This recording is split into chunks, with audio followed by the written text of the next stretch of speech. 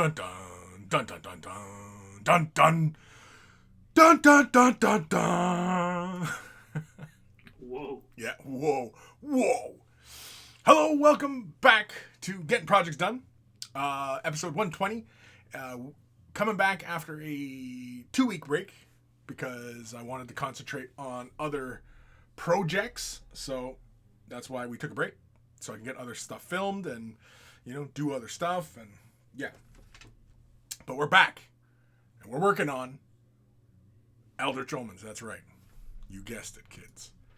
We're getting some jet bikes done. We're going to start assembling up these bikes. I'm probably going to just try and keep things with the bikes. And yeah. So I'm going to get to that. Mr. Boop. I'm joined today by Mr. Boop and the Barfing Sheep. And yeah, we're gonna just get to work. And yeah. How's Boop doing? The usual. Good talk. What were we going to say, Sheep? It's the usual suspects. It's the usual. So that's fine. That is all good. So I was working on other videos, as I mentioned. I was working on the Rangers. So I did this one here, and he is just a contrast paint. That's all this guy is. So pretty boring, pretty tame, demonstrating, basically, kind of doing a camo pattern really fast while you're working on it and blah, blah, blah, right? Then I did up a normal Ranger using regular opaque colors in a fashion in which, I typically work. And then I demonstrated doing the camo pattern that you see on the new Rangers, which I really, really enjoy. It's a lot of fun. And then the latest one, which patrons will hopefully have access to tomorrow. Hopefully I'll have it done for tomorrow. Doing urban camo. So like in grays. And so that, it could also work for snow, I suppose, if you use like more of the blue grays. But yeah. And yeah, and I've got other Rangers on the go. And I'm going to work on the bikes. We're going to assemble up these bikes. Get them ready. Sophie! Nice, you're back to doing projects. Yes, I'm back to doing projects. I got it out of my system to get some more tutorials done. And yeah. So, actually, I think the first one will go up. The contrast one will probably go up tomorrow. Yeah, today's Wednesday. So, yeah. The first one will go up tomorrow. As of recording this. Everybody watching this like on YouTube or whatever, yeah, it's a little different. Just a reminder for everybody who is watching this on YouTube. I stream these Wednesday, Thursday, Fridays, the week prior to when you see it on YouTube's. All right. So, we were talking a while back about the new bikes, Shining Spears, Shroud Runners, and how, a lot of people were thinking about the Shining Spears being the same bike. But no, this body here is 2 parts, and this back part is not removable. I mean, it's removable. I mean, you can just saw your way through it, but that's a lot of work.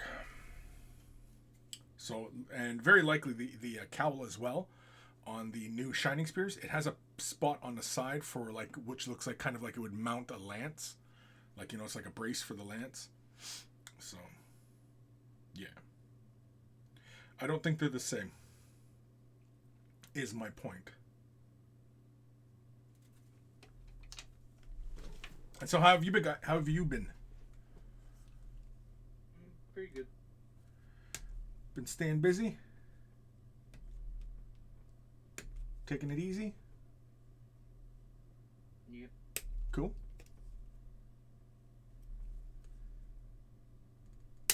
Cool. What about you, Sheep? Yeah. Working. Just working. Just working? That's all right. Yeah. Well, you gotta pay them bills, right? Yes.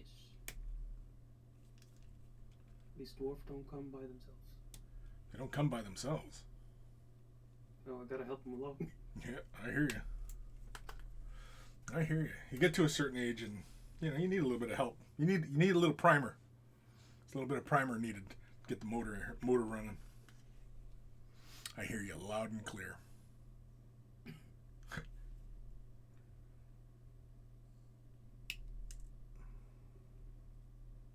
Today I've been crafting. Been doing woodworking, steelworking, making pegs for a coat rack. Pegs for a coat rack. That's cool. You do the blacksmithing thing? You just recently were doing a forge for yourself, weren't you? Oh, yeah, I've had the forge for a long time. Oh, hey, okay. Today's been a crafting day today. Sweet. So I've had my hand at some woodworking as well. Oh, you got to work that wood. Yeah. Woodworking, pegs. Yep. Pegging, woodworking. I hear you loud and clear. Sounds like a busy time over at the Barfing Sheep House.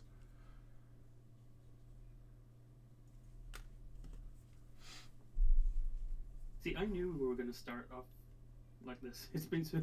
we got to get out of our systems. Well, yeah, we got to get it out of the system, man. Jeez. It's been 2 weeks. You just got to get it out. He's got to get it out. He's got to rub one out. Jesus. Help me, I can't stop. But honestly, why would you want to stop? Yeah, good point. Because basically, it's a big old endorphin rush, right? So, like, why stop? If it feels good, keep going. Yeah. Yep.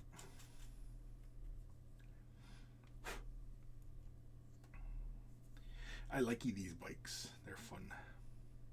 Yeah, have they ever been like two-seater bikes? No, actually, yeah. This is a new thing for the miniature line. This idea of a two-seater bike for Eldar. I don't even know if any other faction has a two-seater. Orcs? It's the attack bike from the Space Marines, but that's not two-seater. That's like a carriage, isn't it? Yeah. Whatever you call them. Sidecar? Sidecar. There we go. Yeah. But yeah, this two-seater bike. I mean, like, I get a kick out of it. It's fun. It's got character. Cool. It's different. Well, that's neat. What's that, Boop? And it's neat. I like it. Yeah. Like the box set came in a little bit higher than I thought it was going to be. Yeah. Does that dissuade you from purchasing it? Yeah, because I mean I have chaos, but my chaos is kind of where I want it because I have Abaddon in that list, and he takes up so many points where I literally like the only chaos thing I'd want from that box is the Chosen. Right. I don't care about the Warpsmith. I mean, he's a cool model, but I already have one. Right. And yeah, he's a bigger, not fine cast model, but mine's already built and painted, so like I don't need another Warpsmith. Right. And I already have a Hellbrute, or not a Hellbrute, Forge Fiend? Yeah, Forge Fiend. Well, I use the Mauler Fiend version, yeah. Right. Yeah, I hear you. I mean, like, I like... It's one of those boxes where it's a good box to split with someone. The problem is, at least in my store, the Chaos guy, who's like really into Chaos, has like multiples of like some of these, aside from the new guy, the new Warpsmith. I mean, he's converted his own Chosen and stuff, so it's like one of those things where it's like the only person I could split it with already had pretty much everything in that box. So. Right. Because everybody, even people who didn't play Eldar beforehand, everybody who wants that box wants the Eldar hat, so it's like... Well, I wouldn't be shocked if, the development team or whatever take note of that Chaos sales are slipping, even in spite of, you know, other releases, of course, because there's always that discrepancy between numbers, right? But the fact that, you know, Chaos isn't getting any love from the fan base, on top of the fact that, you know, Games Workshop's not supporting it very well, right? Yeah, because they had the initial... Chaos got the initial line update when they got a new Abaddon, new Chaos Space Marines, Terminators and stuff. But, yeah, it was new models, but it wasn't, like, new units. Yeah. And, I mean, it's not to say that no Chaos players went out and bought the new updated kits. I'm sure plenty did. But, at least in my experience, a lot of Chaos players are old heads. So they kind of like, oh, I'll buy a box of the new stuff, but I already have like 30 Chaos squads, why do I need another? Right. And it's not like they can't use the models they have already. So do you think maybe these kinds of things are geared towards new players who maybe, like, for example, there's somebody out there who's an Ultramarine player, they love the Ultramarines, they see this new box and go, ooh, those Eldar are pretty, ooh, those Chaos are pretty, I get the box, or I split it with somebody and go for one of those and then, you know, basically begin an army. I feel like it is, because doesn't the box come with a rule book in it? Yes. Like a rule pamphlet? Yeah, the book comes with this booklet here, which is pretty chunky for a booklet, but it has... I don't work at W, but it's my personal opinion. And Yeah. I could be wrong. Somebody at GW could be like, not somebody at the store, I mean somebody like, you know, who actually makes these decisions. I really do think these boxes, even though they're a hefty price tag, I think they're targeted towards new players / people who want to actually split boxes. Because I doubt many people are like, I want 2 factions right off the bat. But who knows? Some people could be like, Yeah, who knows? but it really doesn't feel like they're targeting, you know, the battle forces were definitely targeting, like, I guess a more veteran player base, because not a lot of them came with HQs. It was just like bulk units. Right. I Yeah, think it's targeted more towards people who are already established in the hobby, because a lot of these 2-player box sets are quite literally 2-player box sets. Come with a little rules pamphlet, 2 factions, and How much I'm is it? assuming that they're guessing people are splitting these, Yeah. or they want both armies in the box. I don't know, but they're definitely not targeted towards like me. You as an established Chaos player. Yeah. Me as an established Chaos or Eldar player. Right. I mean, I play both factions in that box, but I don't need... I made my own Chosen with the new Chaos Space Marine kit, and the new Chosen look cool. I just don't need them. If that makes sense. Sure. Like, I made my own already. I don't really need the models. How much is the box? $200 US. I thought it was gonna be like $170, and it's like whoop-de-doo $30, but you know, it's the end of winter season, so this box is competing with like snowboard and skateboard sales. So Zero's doing their annual like bailout sales, where for $120 you get 3 skateboards, and it's just like whatever the dude at the warehouse paid for you. But it's 3 skateboards for $120 when skateboards are typically like $70. So you're like getting you're paying like 1.5 and getting 3. So. Gotcha. So you want to know how much I'll get the box for? No. Probably like 170 US, whatever. 150. Yeah. I don't know. Why is it so cheaper here? So much cheaper. Also, Australia and Norway, we get these prices like fucking. It's nothing. The boxes are cheap. Sweden and Norway, not Australia. Yeah. They get what's it called? What was it called? The Indomitus box. They got that one for 150. No, cheaper actually. Australia? Yeah, we got that for $130 US. That's how much I paid for my Indomitus box. No, I was saying Australia. Australia is typically like 200% more than what Americans pay. Yeah. Yeah, apparently not for the Indomitus. That was the same as us. Huh. Strange.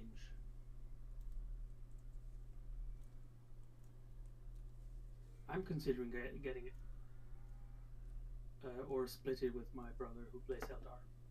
No, Australia got the endowments box for $300. Oh, holy Moses. Okay. Expensivo. Yeah, no, Australia and New Zealand and Japan, those three countries in particular, get like the really, really high GW prices. Yeah, they get reamed. And like, you know, 10, 15 years ago, it wasn't as bad as it is now. Because back then, I think it was, they just ordered and they just had to pay for the shipping from like the UK or the US. I don't know exactly which hub it shipped out of. But now it's like, yeah, they're paying almost double what Americans pay. And it's crazy because like Australian dollar like the Australian currency is the same as Canadian. American dollar than the Canadian dollar is. Yeah. I think it's like literally like 90 cents to a dollar, whereas like the Canadian is like 75. Sophie, they'll probably be sold out by the time I've saved up for it. Bills, groceries, and stuff comes first. Yep, of course. Of course. It sucks sometimes, I know. I've been there myself. I was young once. We've all been there. Yeah. I'm still semi there. I mean, even though I'm working and stuff, it's just some days with especially with COVID and how like I know in a lot of places like groceries are just steadily going up. Where I live in the U.S., it's been a crapshoot because some days groceries are like cheap, and then some days it's like, what the fuck? Right.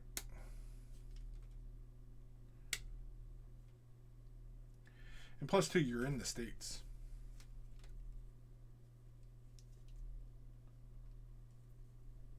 Like you slip and fall, you're in debt. For me specifically, no, but most people actually get what you're saying. I have I'm kicky one of the knees. few people who sat there for like a week trying to like, you know, translate hieroglyphics that is like the U.S. insurance system, and I got fairly good insurance. Most Americans don't because they don't sit there for, you know, they don't take like a couple weeks to sit there and figure out what the fuck everything means.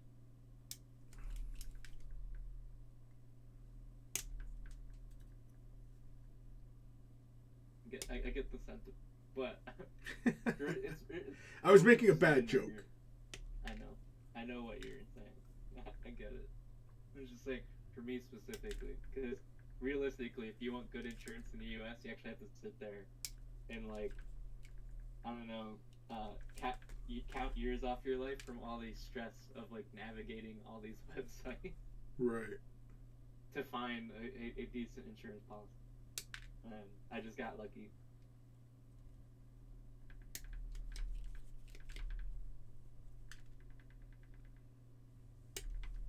But a lot of places I know, like the UK, like groceries have been like going up pretty big. In the US, at least where I live, because I don't live in like California, where there's like, you know, a bajillion people. Groceries have just kind of been a crapshoot, where sometimes some days it's expensive and some days it's really cheap, and it's just kind of like whatever the grocery store's trying to fucking get rid of. Right. Okay, yeah, Aussie buys 71 cents at the moment. Oh, it's even lower at the moment. So. Yeah. Sophie, everything's going up in price here. Yeah. Yeah, because Sophie, you're in the UK, right? Yeah. See all the UK people on Twitter, and I feel bad for them. Yeah.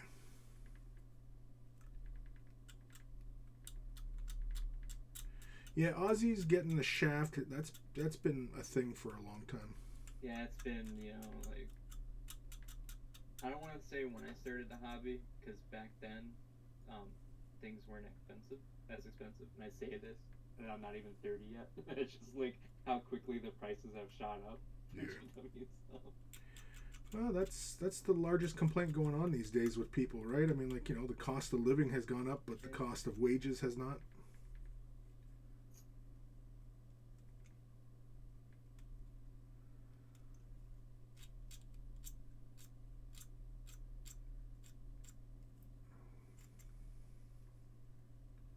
It's another another thing is I've been kind of lucky that I don't live in California or New York. My cost of living hasn't gone up as much as theirs.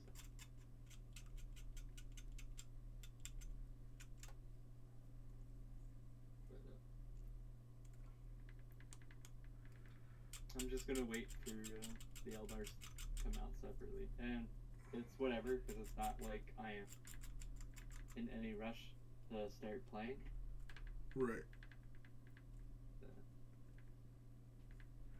I'm not in a rush to play, get my work painted either, but I want it done, you know, for obviously, yeah, videos and such.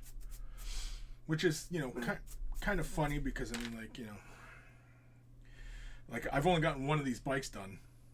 Not that I was in a mad rush to get my bikes done, but yeah, whenever I sit down, I always feel like I should have my camera on and producing something, right? Yeah. This box set also kind of came out quicker than I thought it would. I thought it was going to be closer to summertime. That's what I thought. I thought spring. I was expecting this to be spring. Early, like before summer, but like that kind of like April, May time frame. I was thinking post Adepticon. But, yeah. That's well. I'm thinking that this new Eldar stuff they revealed at LVO, that stuff will be pre-Adepticon. So next month. Yeah. Yeah. But who knows?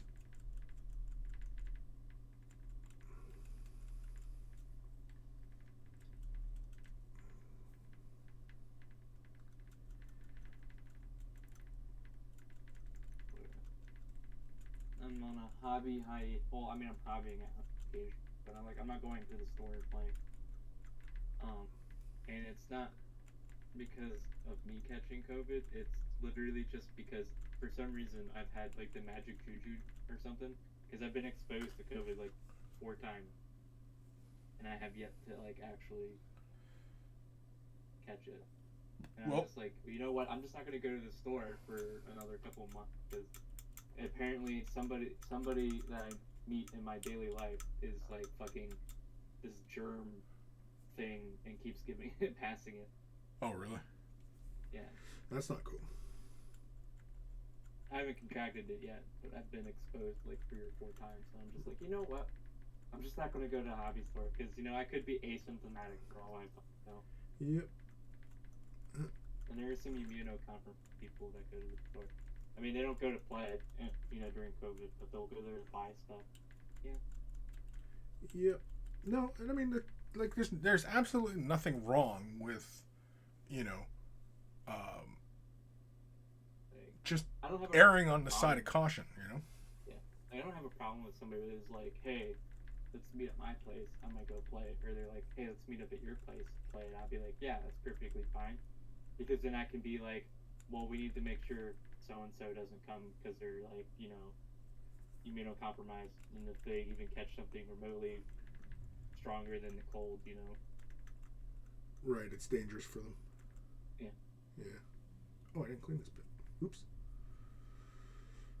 Whereas at the store can't really control who comes to that front door.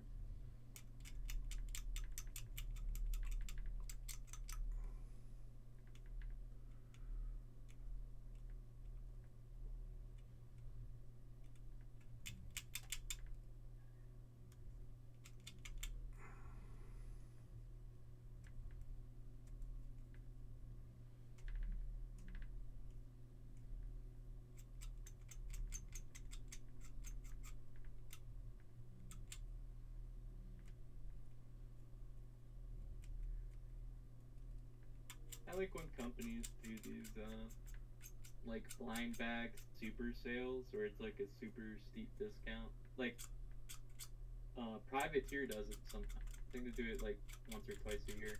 Yeah. Where they just like put a whole bunch of crap in a box for like $50. Like, that is cool. Like a little grab baggie. Yeah. And for me, it's at least with like all the skateboards I'll use and stuff, and with like the Privateer Press One Horde stuff, those boxes everything in that box is specific to the faction. So it's like for $50, I have a playable army. It might not be the best thing in the world, but it's like I paid $50 for some playable army. Can't really beat that. No, shit, no. Yeah, deal's a deal, man. And I like deals. I actually like playing Warm Hordes. I don't really play competitively, so I only ever play local. I don't know. The Warm Horde community, when I was actively a part of it, was always kind of like always competitive. It's a competitive game, but I mean, what I mean to say is we don't have like people who. I mean, there's a couple people that are good at tournaments, but most of the people that play it just play it because they're old heads in that game, or like me, where they want something challenging, but not quite. The sweat isn't quite dripping off the forehead yet. They're not too try hard. Yeah, not too try. Community is pretty chill, but it's a lot of the old heads from GW when they were in Maryland for North American offices and stuff. Gotcha.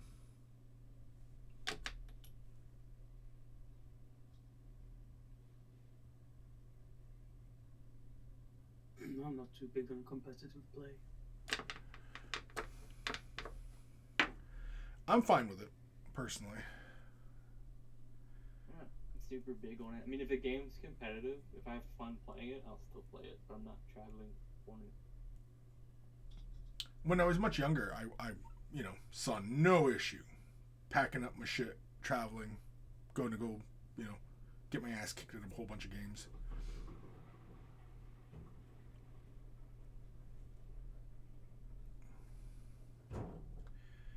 Like, I don't mind the competitive nature of these games. I just question sometimes. How far people take it? Yeah, know. I mean, I've been there myself, so I can't say, oh, you guys are a bunch of fucking weirdos for doing this shit, because I was probably in that boat as well, so I can't really, like, pot and kettle kind of thing, right? Yeah. I know, I can't deny that there is a competitive nature. It is against another player. It's completely fine. But there are some, call them assholes out there. It just doesn't make it fun. No, that can kind of kill your enthusiasm for this whole hobby, right? Yeah, I haven't played in a long time, so I'm sure I wouldn't give a flying fuck right now. Right. But at the time, it was like, this crowd is not for me. Well, and also too, it does have a lot to do with the crowd and the community, that your local community, right? Yeah. Like if you're dealing with all these power gamers and toxic people, I mean, yeah, it makes the game very unfun. Which is why, it's so important to, like, when you do find people who who enjoy the game and the universe and the paint and the hobby itself the same as you, the tendency is, you hang on to those people, right? And then you end up being friends and what have you, even if they are just gaming buddies or whatnot. Because I've had plenty of those where it was plenty of people where I was sitting, hanging out, talking all sorts of gaming and stuff with people, but I never had them over for dinner or anything like that. I didn't go to the bars with them, or mind you, because a lot of times in this hobby there are a lot of socially awkward folk. So yeah, bless them.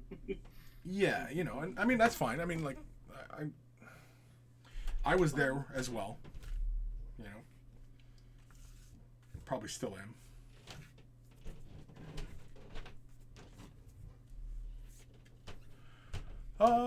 Disflux. Hey, it's Chris. Hey.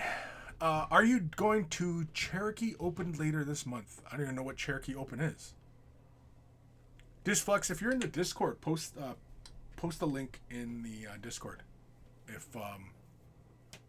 if you can. If you're part of the Discord. I think you are, aren't you? Sophie, I'm surprised they added Chaos to the box and not Dark Eldar or worse Space Marines. Yeah, I'm glad that it didn't have fucking Space Marines in it.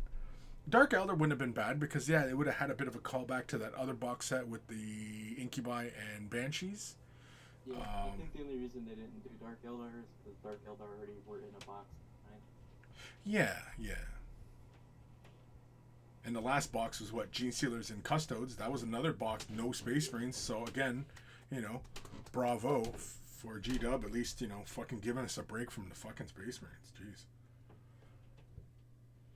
And of course, I'm slowly coming out of I don't know what Salt Fest as far as no Eldar updates in 20 years, you know what I mean? Like, I'm slowly coming out of it. Especially with the promise of all these new Eldar things coming out. I'm still a little bit in the zone, but a little bit out of it. The Salt Zone? The Salt, I have no idea what else to call it. What would you call that?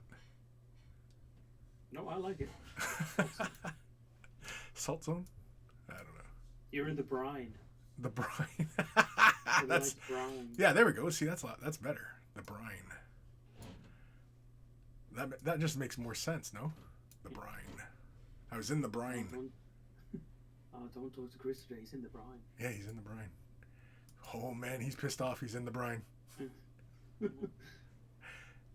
Actually, kind of sounds more like I've been drinking. Yeah. Oh, well. He's deep in the brine. Bit in the grog. Back in the grog. I just want to put another G. Greenleaf terrain. Yay, take it off. Shake that booty. You can't see my lower half anyway, so I am shaking my booty. Yeah. Does Chris actually have a lower half? That pretty much in Adepticon, he's just floating towards them. Yep, that's pretty much it. Like, imagine the Megamind dude from Marvel. Can't remember his name. MODOK, but without legs. That's it. I'm MODOK, man. Without legs. I'm picturing like MODOK a has wispy. little legs because he's like 99%. He has little legs and arms because he's like 99% head. Again, that's me. I'm 99% head. I'm picturing like wispy tendrils out of a paint pot, like a genie. That too. When you shake the pot, it comes out. It's getting weird. We're treading into some weird territory. Yep.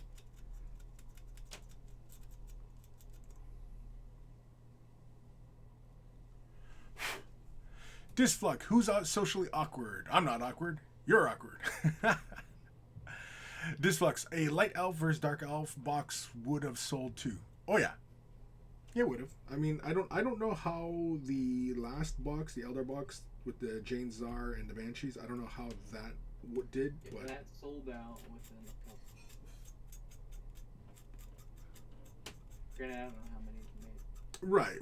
Yeah. I mean, who is privy to the sales numbers of GW, other than GW, right? The only thing I can go off of is how long it was on the web store.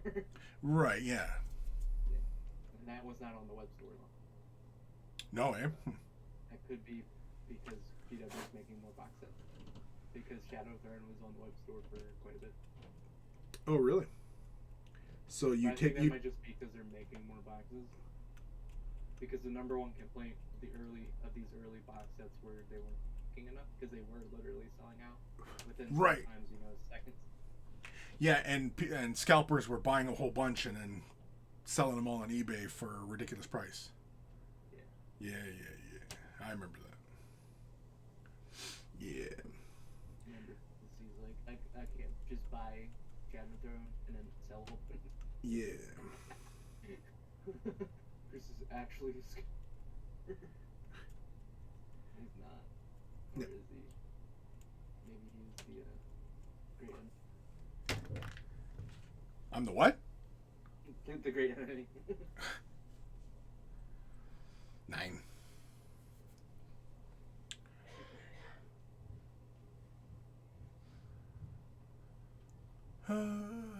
Disflux had to tone it back with some meh chaos stuff. Deep in the brine, double fisting pickle jars. Well, it's a possibility. Here's the thing. Like, is there anything that is pickled that is not good? I mean, I realize that's kind of subjective as, flavors. Pickled feet? Pickled feet, yeah. Like pig's feet? Yeah. Yep. I don't. That's the only thing I don't like. I don't like pickled meat. I'll eat like pickled vegetables and stuff all day. Yeah, pickled vegetables. Yeah, I it's easier to consume pickled vegetables as opposed to pickled meats. Well, let me rephrase this. I will eat pickled feet if that's the only thing that's on the menu. Or in your fridge. It's eat that or go hungry, I'll eat it. But that's not really a choice, is it? Yeah, if I'm getting like pickled food, it's typically like pickled vegetables. There's a Vietnamese sandwich I really like. It's just it's like pork and then pickled vegetables. I can't remember what the heck it's called. Said it's Vietnamese? It's a Vietnamese sandwich. Hmm. Where I lived in Virginia had a very large South Vietnamese population. Oh, that's cool. Yeah, we get a lot of fall restaurants around here. There's a lot of them. I love pho. Pho's When I great. mean South Vietnamese, I mean people from when South Vietnam existed. Sure. No, there's clarification. And there's just a lot of Vietnamese food. And I just was like, I actually like this stuff. Sophie, with them doing the black template, wondering if they'll be doing White Scar's release or Crimson Fist another founding chapter. A Crimson Fist one would be okay. A separate supplement, maybe. Yeah. But it really depends on if they want to make supplements for every founding chapter. I can see them doing something for Crimson Fists, just because they are the little brother to the poster child of Warhammer, right? Because Crimson Fists have been around, like the image of Crimson Fist. Fist. Fists were the original poster child Space Marine. Yeah, exactly. Because they've been on the Rogue Trader cover, and this artwork, was this not on a Space Marine book? This piece? I have the model where he's holding the fork head as like a club standing as a banner, and that art on the front of that box was the Rogue Trader art. Yeah, but like this piece here behind me. Did this adorn a cover? I didn't know you. Yeah. One of the that book artwork was the Rogue Trader. Yeah. No, this isn't the Rogue Trader. This is a redo because this has got fucking Primaris on it. Take that, but replace it all with like BPs. Yeah, I know that. I was there. I lived it, man. That was the dream. But what I'm saying though, it is this particular piece of art a cover? I don't know.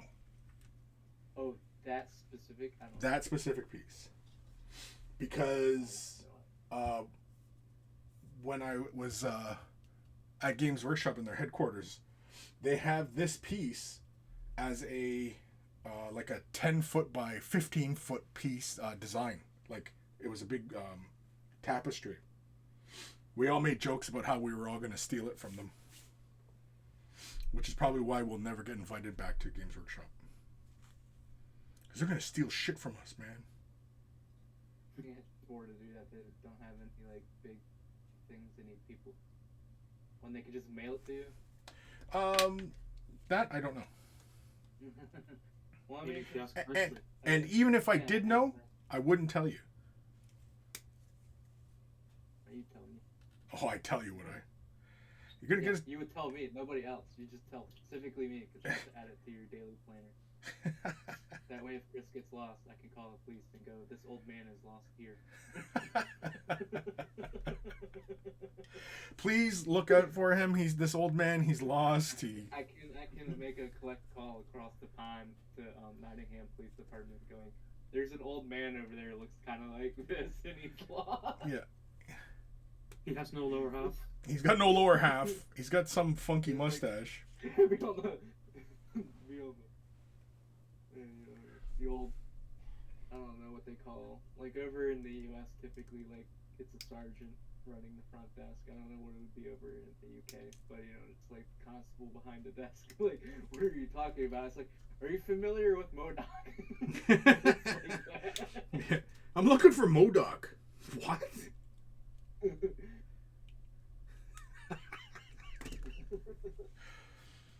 You know what? That almost be fun just to make that prank call to begin with.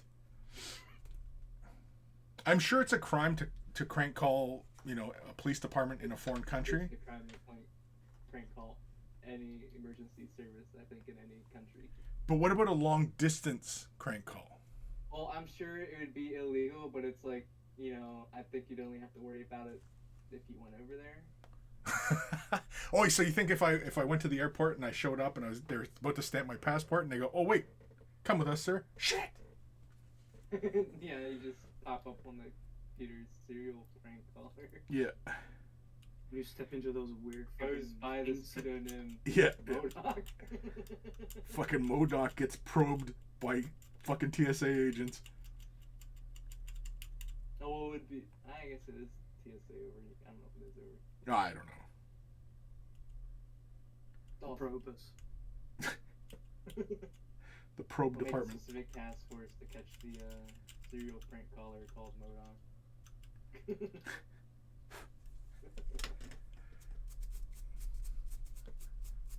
I've been frisked every time. A serial prank caller would be like the worst villain ever, but there probably is one in comics somewhere. Oh yeah. What were we gonna say, I feel like Barfing? everything ever been in a comic. What? I was asking what Barfing was about to say. Every time I've gone to the UK, I've been frisked. Do you have a record? Can't trust the Nope. Can't trust the Norwegian. Do you look like somebody sketchy? Probably. I'm a 30-year-old with a beard and long hair and a dad bod, of course. But that guy smokes pot, and I'm like, no. I'm gonna have to check your bag, sir. Okay, you won't find anything.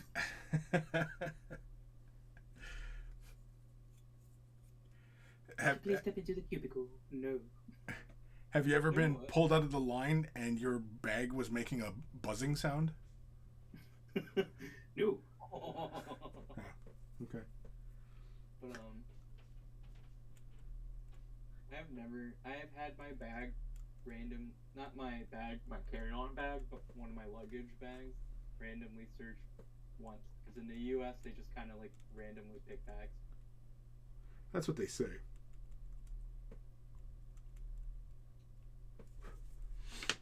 If I was going through the line with a turban on my head, guaranteed I'm getting checked. Well, you're not. That would be your carry-on bag. I'm talking about the bag you put on the conveyor belt. Right. I've only had that randomly searched once. I've never actually been frisked or had my carry-on searched ever. But I'm wondering if that's gonna change when I get my sleep tattoo. A sleep tattoo? Yeah. What's a sleep tattoo? The sleep, that's the one that goes up all the way up your. Oh, sleeve. Oh, sleeve! I thought he said sleep. I was like, what's a sleep tattoo? Because when I close my eyes, I have eyes tattooed on my. Oh, I've seen whoa. Eyes tattooed on my eyelid. You know what? That's not a bad idea. It's freaky, but it's not a bad idea. I mean, on paper, probably. Yeah, on paper. In theory, communism works. In theory. In theory, a lot of things work. In reality. In reality, not so much. Jesus. That's thin skin, man.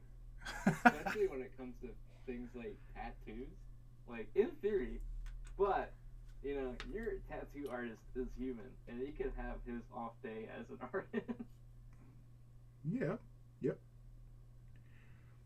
Ooh, I got like a raven on my shoulder, and when it comes down to like close to the armpits, that's like, oh, that's pain. Yeah. Anywhere close to the bone.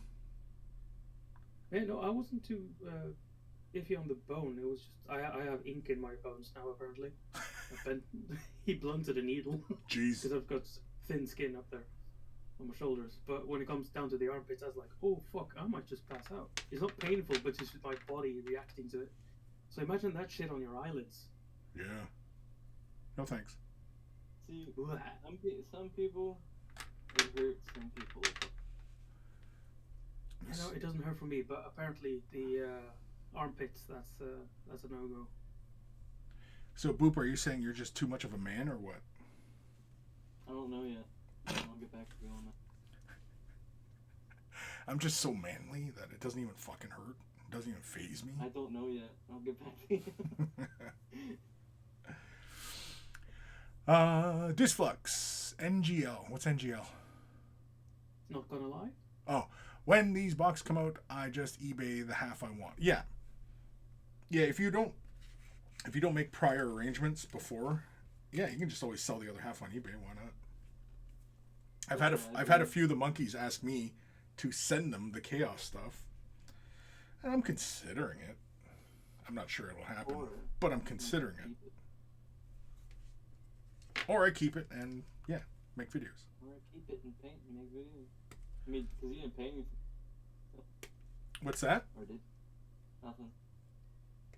Because that's what they sent you, right? Yeah. Yeah, these are review copies. So you're not, like, out in any... Drop the fucking bit. Fuck. Oh, I really need to clean up my carpet.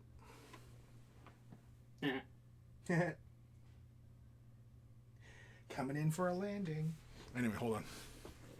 Because you know what you should do is for the monkeys that want it, you should just generate a list of like weird, outrageous demands. I could. There's a quest like that in Borderlands 2 where you go up to the little robot claptrap at some point.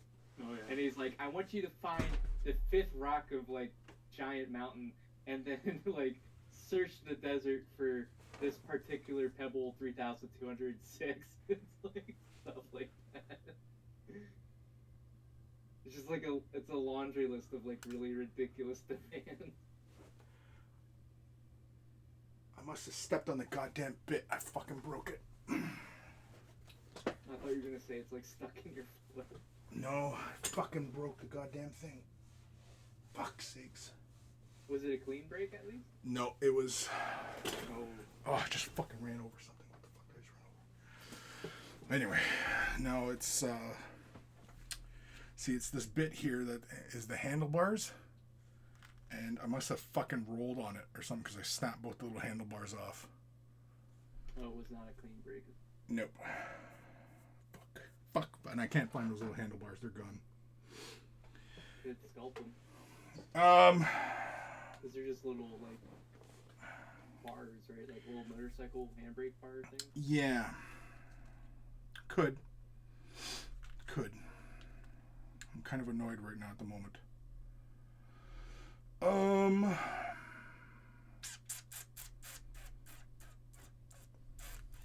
think about it. You got some old spruce lying around with them on? Yeah, I could shape sprue to look like handlebars. I just need basically like little rods, right? Yeah, it's the little... What is essentially like motorcycle bricks, right? It's the part that you're talking about. It's just the handlebars. I don't know. Or is it the whole handlebar? No, it's like... Here's the side by side, I see. The one in my left hand is the normal bit. The one in my right hand is the one I just fucking broke. Oh, it's the whole handlebar, gotcha. Yeah, it's the both handlebars are snapped off. Because it must have rolled under my foot or something.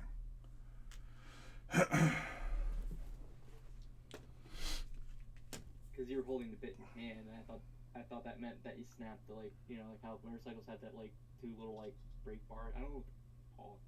Yeah, no, the piece fell onto my carpet, and as I was looking for it, it must have been under my foot, and I when I moved my foot, I must have rolled it and broke it. I've done that, but most of the time, like, it breaks skin. I'm wearing slippers, so that's why I wouldn't have felt it under my foot.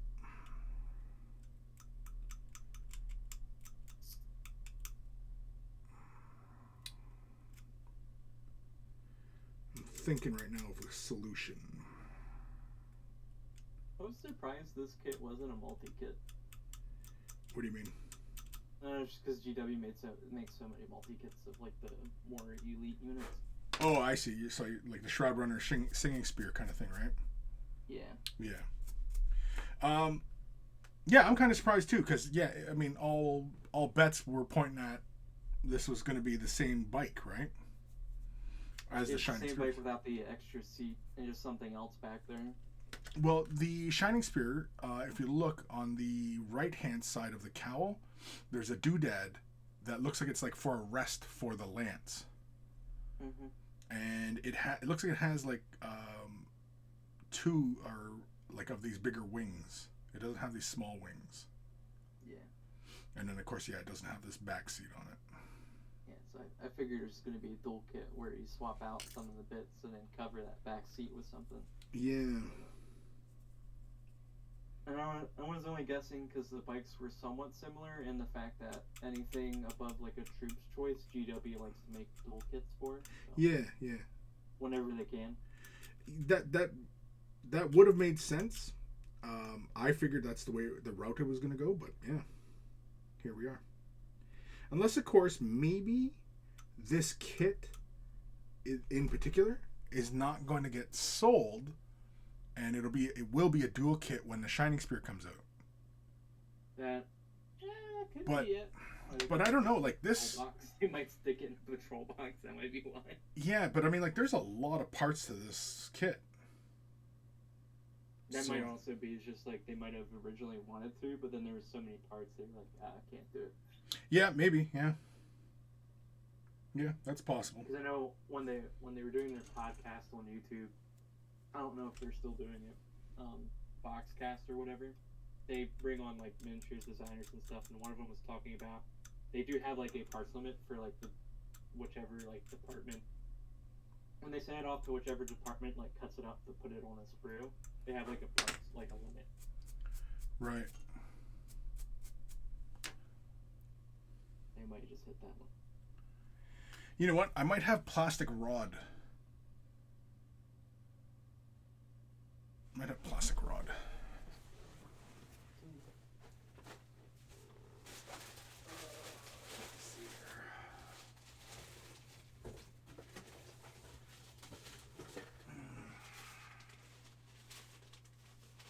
Or maybe not.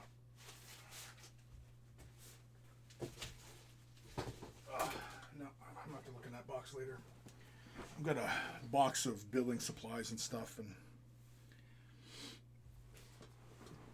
might have my solution in there. Either that, or I can just proxy in a piece of brass tube or something. Just drill it all the way through, and then just put a brass rod in there, shape it off, and just so it's the same diameter as, so that, because I'm sure the model's hands have to fit over the grips. Either way, I'll figure something out. It's not a big deal. Easy fix, just one of those annoying things. Yeah. Yep. It's annoying.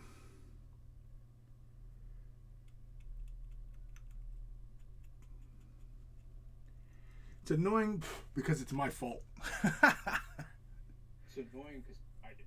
Yeah. If I could have blamed one of you guys, I would. So you fucking guys, you see what God just did to me? Anybody tell me what line that's from? Sorry.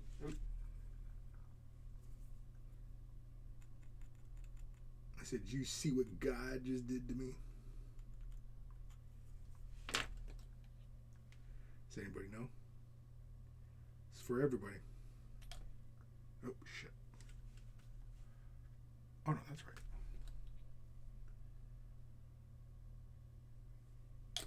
anybody fucking Googling it? Is that what's going on? No. I don't know what. No, I got no idea. Fear and Loathing in Las Vegas. No, I've never seen that movie. Neither have I. Good lord, this man's overgasped.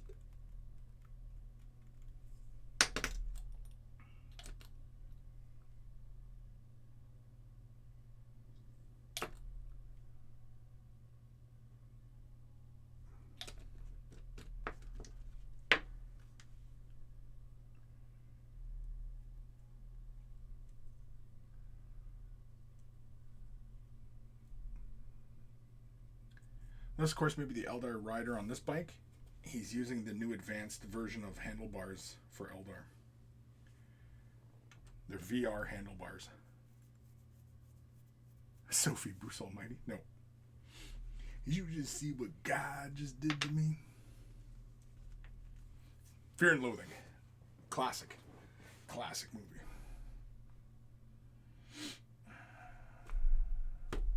F9. Number 9. There it is. There's 1.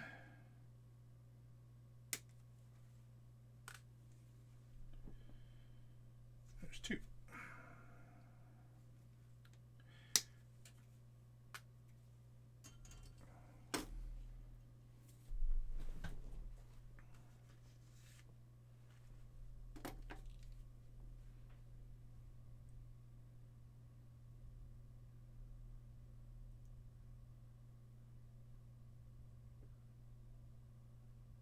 So how long can you leave paint in a wet palette?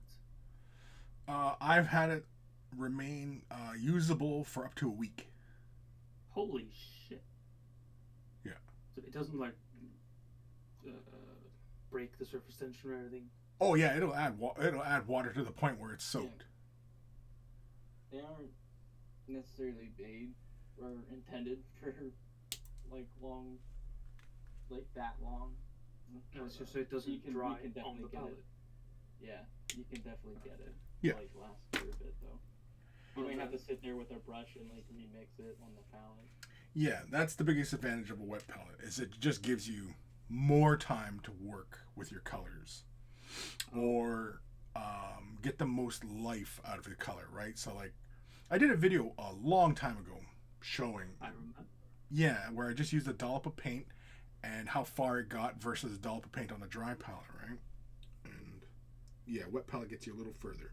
So for everybody out there who, you know, is really watching their resources as far as like what they, you know, spend on supplies and such, yeah, you should have a wet palette because you'll get a little bit more life out of your paints, no matter what paints you're using, as long as they're water-based acrylics. I wouldn't recommend using enamel-based paints on a wet palette, at least on a typical wet palette. I don't even know if people who work with enamels use wet palettes, like a slow dry palette, because I mean, like, there's so many additives for enamels that the use of a wet pallette's not necessary, because you can just add to the paint and it extends its life for as long as you want, really. Of course, you have to be mindful, because once you put it onto your model, then it's still fucking wet, and if it takes like a week for it to dry, and it's going to take a week for it to dry, can't touch that model again until, you know, it's dry.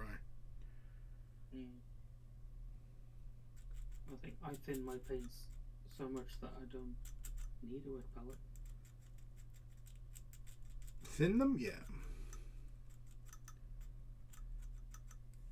But I mean, like, if you're using a lot of paint, or you're doing a lot of color mixtures and such, then yeah, a wet palette is definitely going to be an asset for you.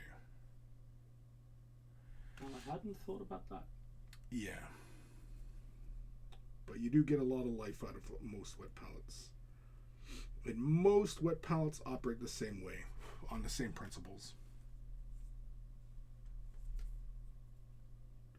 Which is just... I remember how to make them, I just haven't made one yet. Yeah. Well, don't be afraid to do it. Yep. Should fucking do it. Just get a container that's sizable enough. Yeah.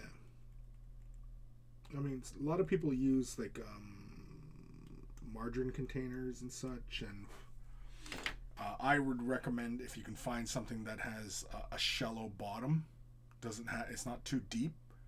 You know, I see some painters, they'll use their wet palette and it's like, you know, a piece of Tupperware that's like about 2 or 3 inches tall. I think that's a little too deep. I'd rather something that's less than an inch. Yeah, that's what I was thinking as well. You just go to IKEA. Yeah.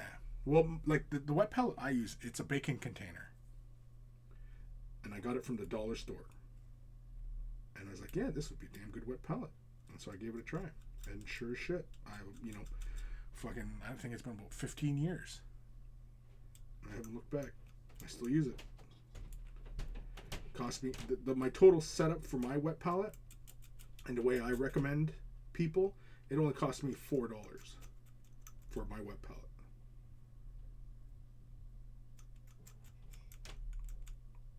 Just $4. Yeah, just $4. $1 for the palette, $1 for paper towel, and $1 for a whole roll of parchment paper. Now, a lot of people will make a lot of claims about the silicone paper versus wax parchment paper. I honestly have never really noticed a big difference between the two. But some people will claim that there is a difference between the two. I have not noticed a difference, but so I usually just stay kind of quiet in that regard because I personally have never seen a difference between parchment paper that was the wax coated and parchment paper that was the silicone based. So I'll just get the baking sheet. Well, parchment paper. I know in some places it's called different things, but here in Canada we call it parchment paper. It's baking paper, but it has a wax coating on one of its sides. Yeah.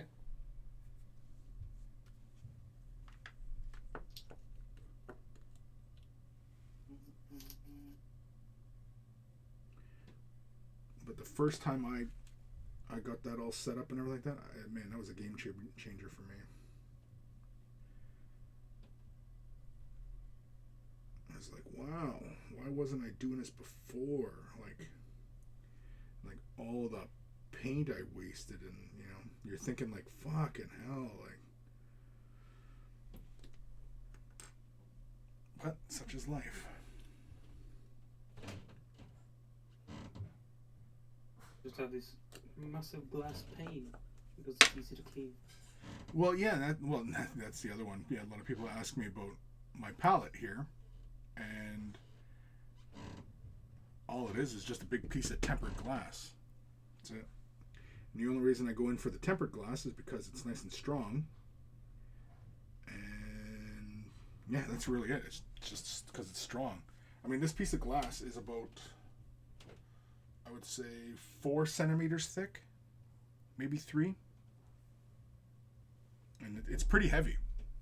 Like when I carry this, I have to hold it with 2 hands, just so and I'm also fearful of dropping it as well. But yeah. Yeah, when that shit breaks, it's Yeah, it's gonna explode. Yeah, because it's tempered, right? It'll just like shatter into like a bazillion pieces. looks cool though. Yeah, well, the it's just a pane of glass, regular. Like this is out of like a house or office building or something. Because I have got a friend who is a glass cutter, and I always pester him to hook me up with a piece of glass. And it's a piece of cardboard underneath. That's it. That's why it's blue. Because I can just as easily make it black. I can make it green, red, whatever. You could paint up a piece of cardboard to look Sam Han and then slide it on. Yeah, totally could do that too. I often thought about it, like doing the monkey logo, running almost like those perspective drawings. I was thinking about doing something like that because I always film, like whenever I film at the tutorials, my camera is off this way, pointed like that way towards the work surface. And so, yeah. and I thought maybe getting a monkey logo that looks all stretched out, like if you were looking top down, but from the camera's perspective, it would look normal perspective. Know what I mean? Yes. You don't fucking know what I mean. What? Huh? It's on- It's the angle of the angle. Old dude talking about. I have no idea. I want to say it's isometric. I think is what the term is often used. Yeah, isometric. Yeah. I heard asymmetric. I was like, no, that's not what he said. Asometric. Something else. Asymmetric. Asymmetric. That's what I heard. I was like, no, he said isometric. Yeah, isometric. Yeah. ISO.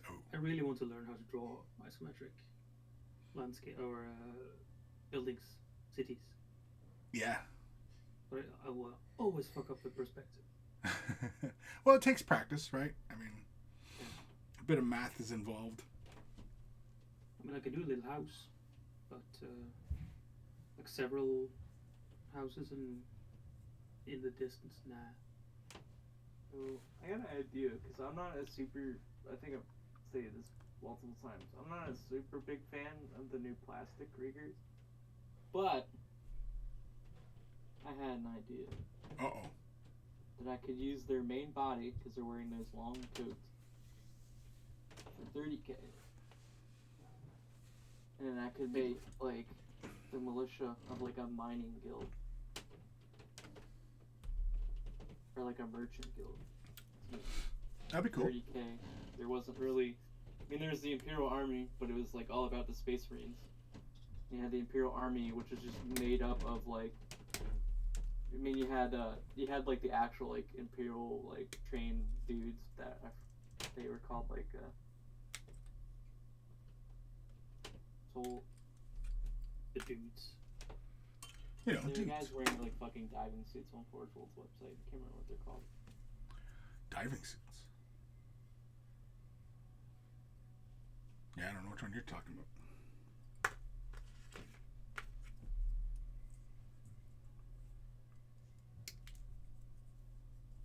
Forge World, the horse hair. Armies of the Solar Auxilia. There's models, and they're wearing like big. It's not power armor, but they look like diving suits, quite literally.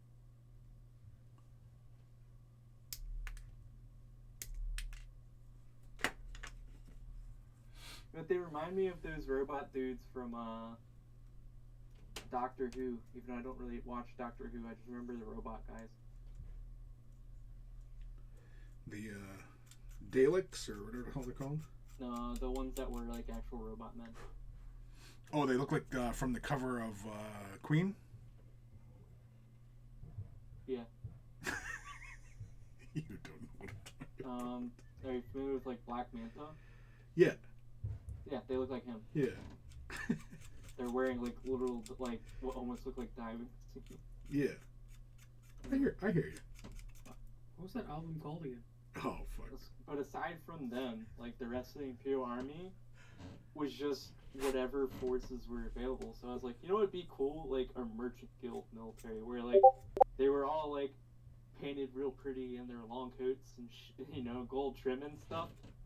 But then, they're just Imperial militia, so they have like really horrible like bad rules and they're super squishy. Yeah. Because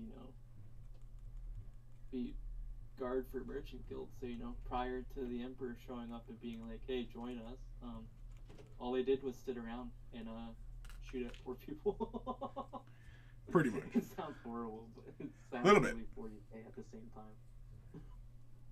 Just a little bit. But I mean, 40K is not supposed to be a nice place. It's supposed to be horrible. It's supposed to be horrible. Yeah, exactly. Because it's to remind you that, that the paths that we're heading on could end that way, and that's really, really shitty. It's really, really bad. We don't want to go down that road. Yeah, as much as we joke about it, we don't actually want an Imperium of man. No, shit no. Kind of sucks.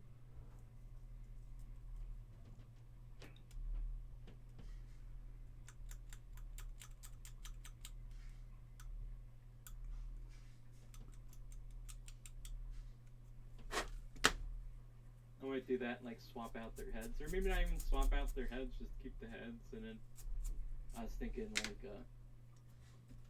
painting their gray coats almost like they're made out of silk or something. Like would be really fancy. But it's 30k/40k, so these really fancy merchant guards just got conscripted into like an actual army. And you know, now they're doing more than shooting at like, I don't know, highway bandits or something.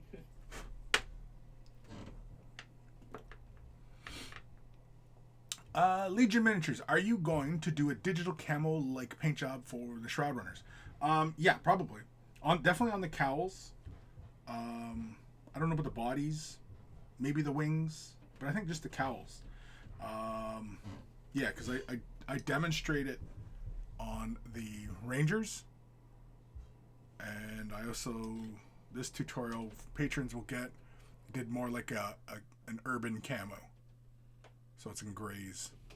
I kind of messed it up, but it is what it is. Just giving it a try.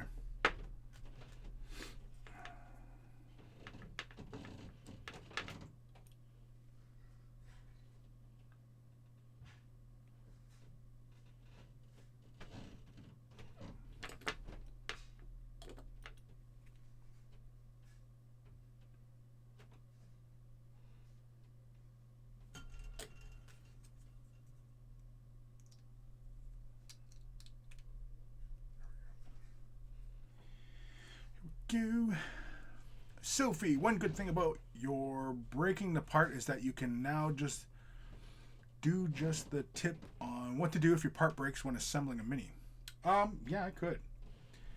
If I can, hold back my rage right now. Seems like you're doing a very good job at it. It's about the rage against change. Yeah. I see what you did there. Blair's gonna come in and go, it's not a phase.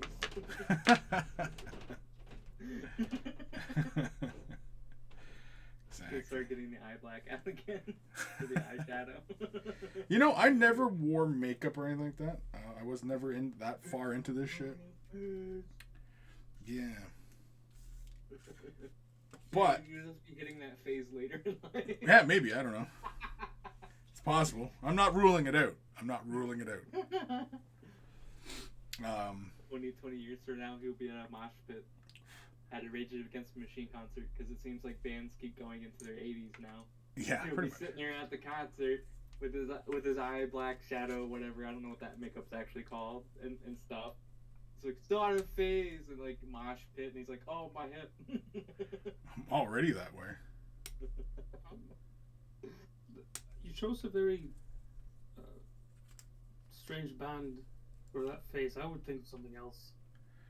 Oh, for the black makeup? Sure. I mean, Yeah. I like Depeche Mode or Typo Negative. Typo Negative. That's a good one. Yeah. Oh, I know. It was like Rage Against the Machine. That's like angry skater dudes who kind of like.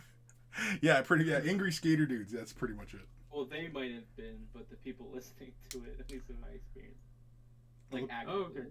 like. But here's the thing with metal music and rock and all that genre. It's never a phase. No. You like it till you die. Yeah.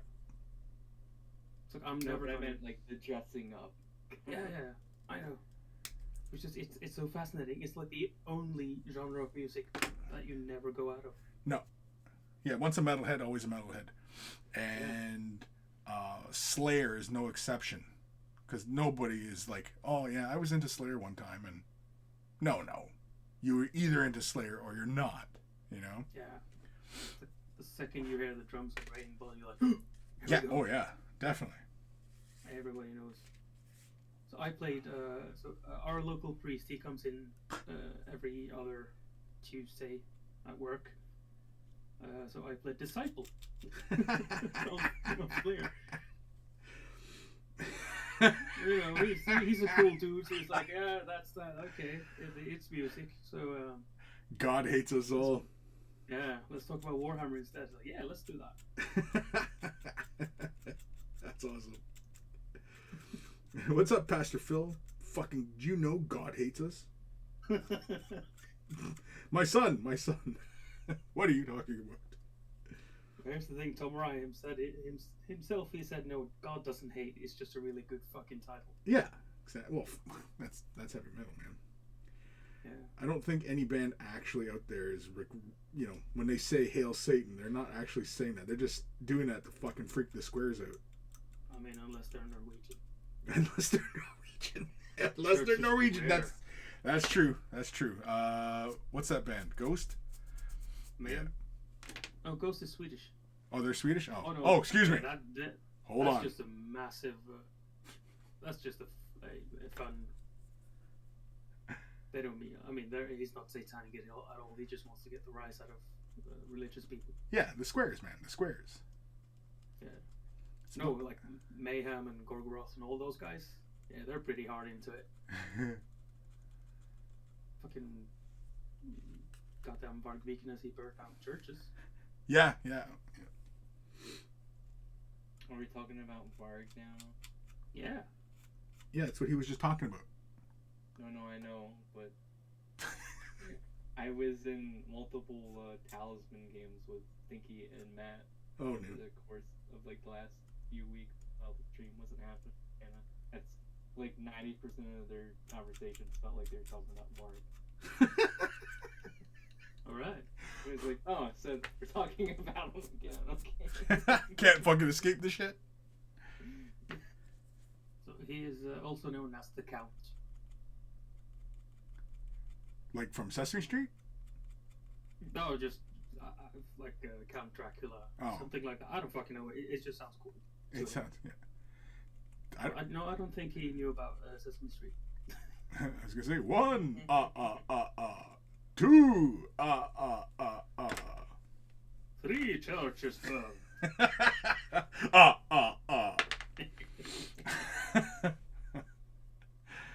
Oh man! In an alternate timeline, that is the Count that is on Sesame Street. Oh yeah. Oh shit! That's another. Yep, I gotta write that down. That's another for my Muppet collection. What? Like the fucked up Muppets that I'm drawing. Okay. Oh right. Yeah. Right. Yeah, because your last one's what, the Swedish Chef? Yep. Yeah.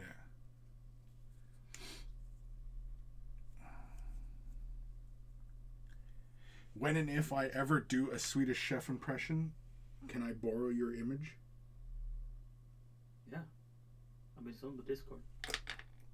Yeah, but that's not permission to use it. I'm talking like if I wanted to use it in a thumbnail. Of course you can. Oh, okay, cool. I hope you do. Who joined us? Oh, Scat, what's happening, buddy? Nothing. How are you doing? I'm not unwell.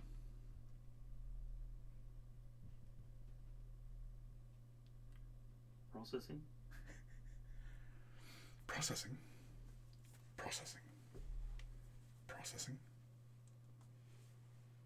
What are you working on? I'm working on the Shroud Runner bikes. These guys. I don't know if you're looking at the screen, but these bikies. Oh. I popped on Discord, but I'm looking to see what your video. Gotcha.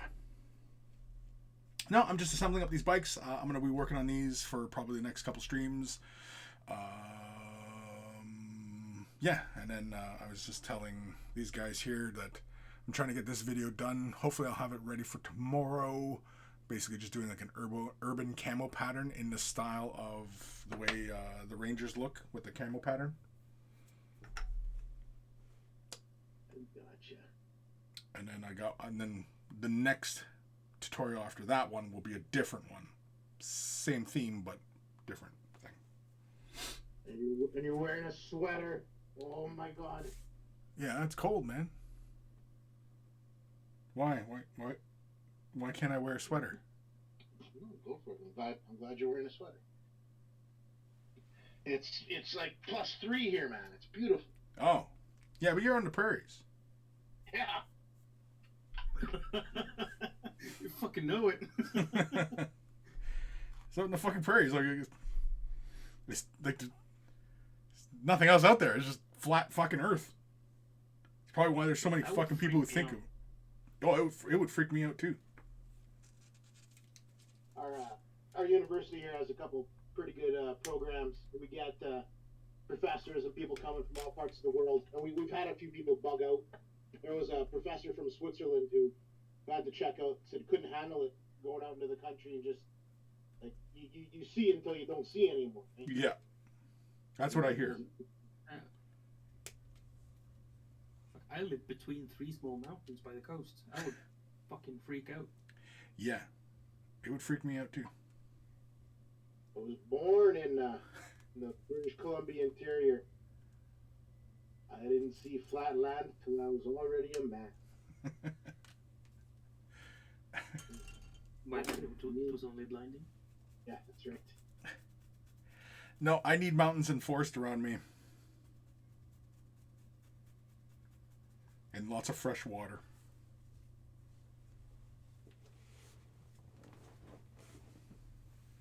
I like 4 seasons. You know what? I'm saying 4? I'm happy right where I am. You got 4 entire seasons? 4 entire seasons where we live. Yeah. Whoa. It's some argue. Yeah, it's like 4, but 2 are really long. No, we got autumn and winter. That's all we got. Oh yeah. Oh okay. No, that's a lie. I live in the south. We have summer. So it's like a half a month where it's blistering outside and the rest is just wet and cold. Damn. That's okay. Yeah. Further north, about 7-8 hour drive. It gets longer winters there, but it still gets hot summers and really nice fall and really nice spring. Where I currently am, in the Niagara Falls area, it often is a little bit shorter winters in comparison. Hot as balls summers, and really nice spring and really nice fall. But in the summer, it gets hot as fucking balls here.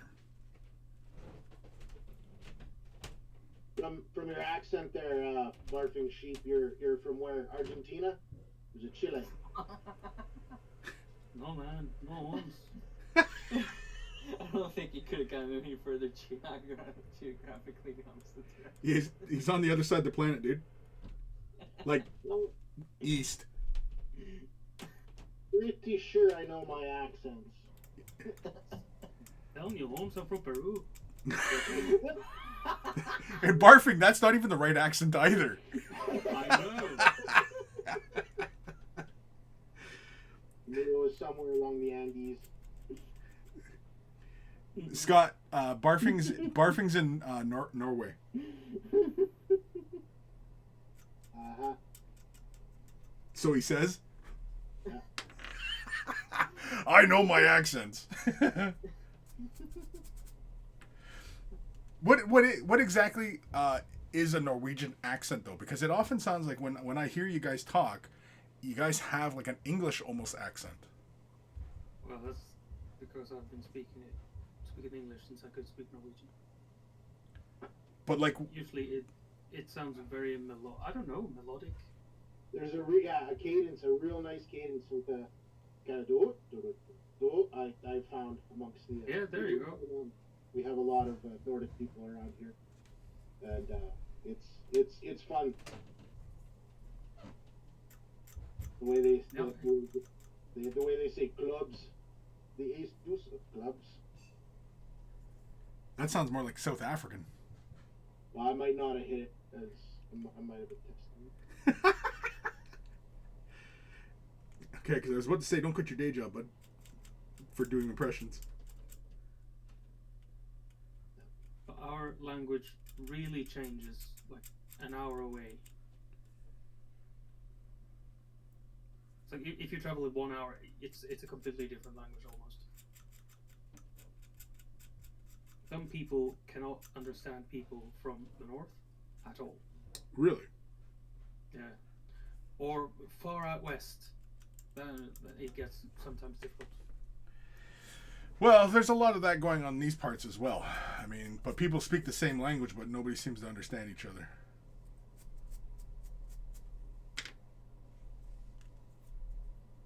No, they use different words as well. It's not just the like the pronunciation or anything. It's different words for different things.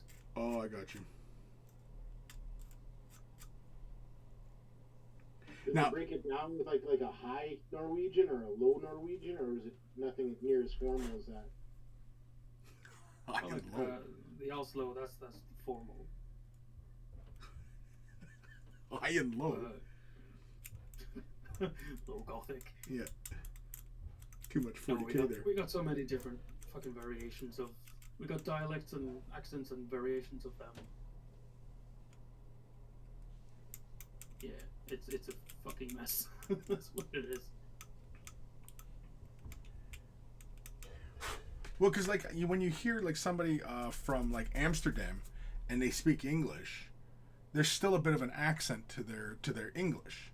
But like when I listen to you, you sound like you are like, I'm sure people in the UK say, "Oh, he sounds like he's from Norway," but I mean, like to my ear, you sound like you have an English accent, like you're from the UK.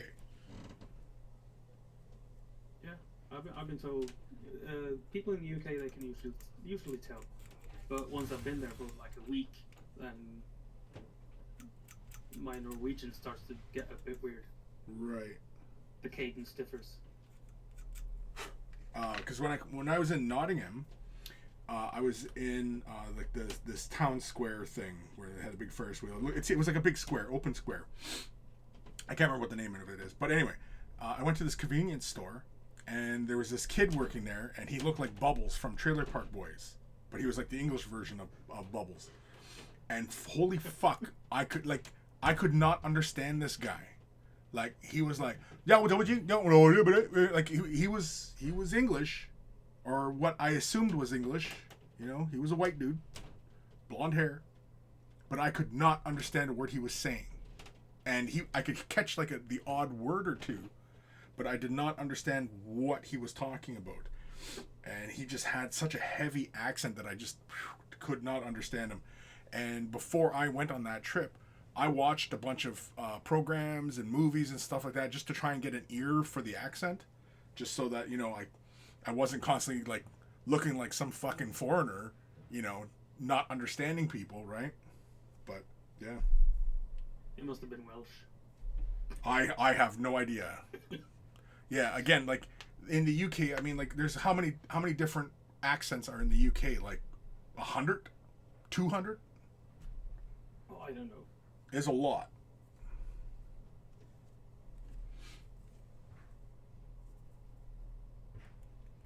But either way, yeah, I didn't understand this kid, and I was like, "What?"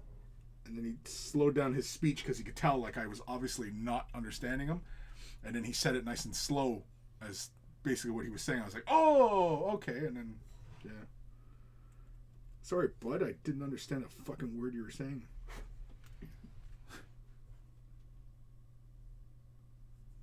I was like, "Oh, okay, bud."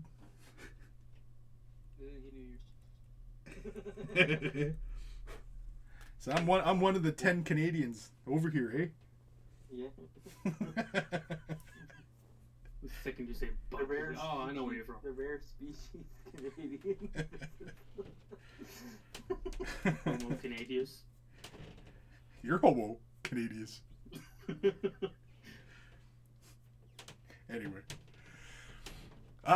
Sophie, no, he'd have been home counties. LOL. There's a lot of different accents. Yeah, I know that. Yeah, from my research like I was doing before I came over. Yeah, I was like trying to get an ear for the way people talk, just so that I wasn't like looking like a complete idiot.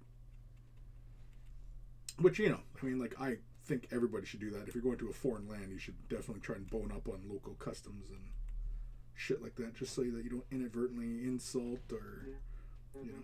Saying, as that saying goes, when in Rome, do as the Romans do, or whatever. Saying, right? Yeah, that's it. I hear you.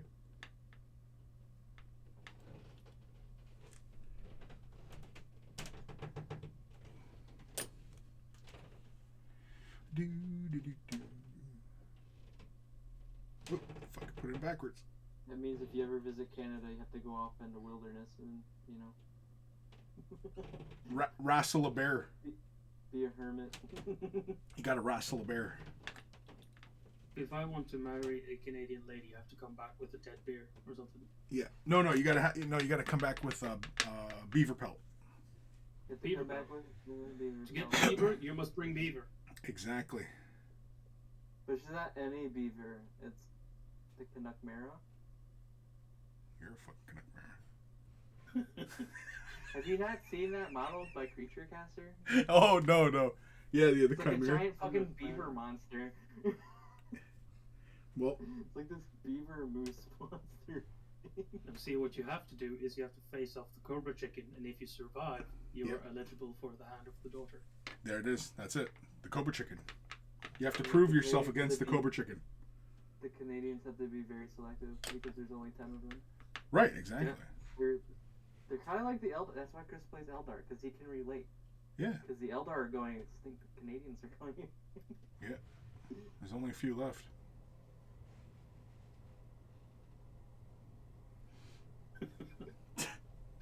Fucking Fucking stupid conversation, I know. That's what we're here for, isn't it? That's the question. How many Norwegians are there? You said that. I can't remember the number. What are like 30 million? It's probably slightly higher than Canada, because I like saying Canada has the lowest population. Oh, yeah. 8.5 million, I thought. Oh, no, we're not even that. Fuck, how many are we? 6 million? I think there's like 15 or 16 in Norway. They're not as rare as Canadians. Is that the official number of Norwegians? What, 15? Yes. No. Fucking. Never mind. I'm done talking to Boop today. Jesus, there's not even 6 million of us. 5.5 million. Where have we gone? Now the question is how many Norways could you fit into Canada? Oh, a bunch. Is that your official guess? Huge. Yeah. A bunch. I got that number from Neil deGrasse. I do think Norseman is one of the finest shows on Netflix. Oh, is that the comedy thing? Yeah. I've never seen I it.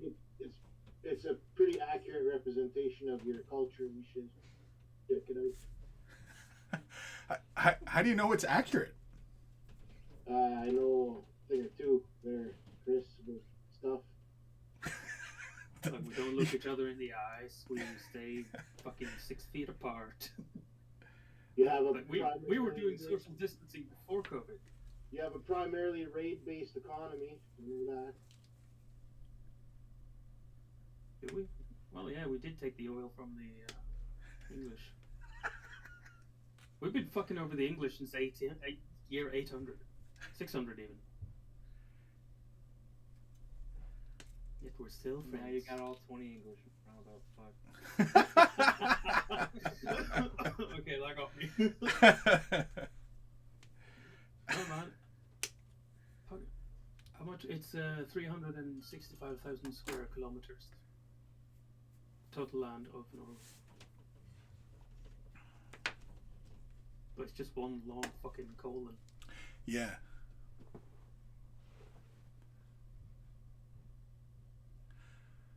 Sophie, I won't mind a trip to Canada one day. Yeah, come on over. It's lots of fun. It's lots of room. Plenty of room. Plenty of room, Sophie. Plenty of room. Isn't she from Vancouver? No, Sophie's in the UK, as far as I understand.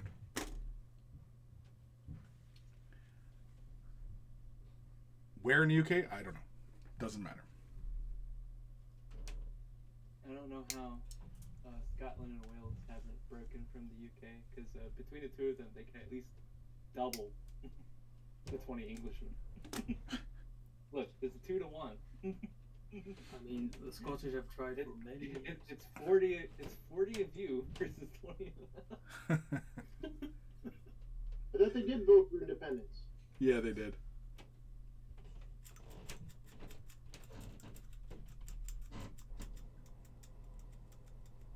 See, Mel Gibson did it. Oh God! Freedom. Don't bring up that film. Very accurate. Yeah.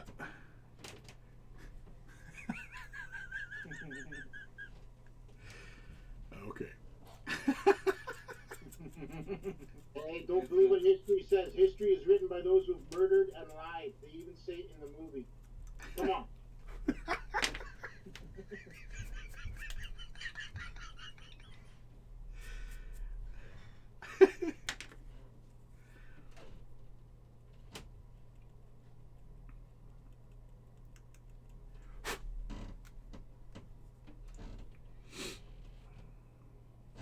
Working on the plastic Gazgul miniature. Me, Mark. the big floaty one. No, the Gazgul Thraka. Oh, Gazgo. Right.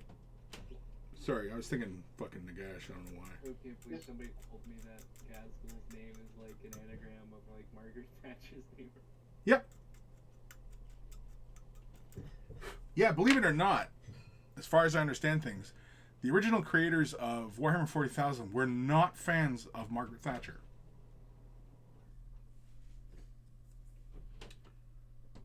As far as I understood it. No, I just would have never known that because, you know, the name's Margaret or Thatcher, or not in Gazgul's name, but apparently, I don't know, it's like some kind of like word play. I don't know what the actual name for it is. Probably not Anagram.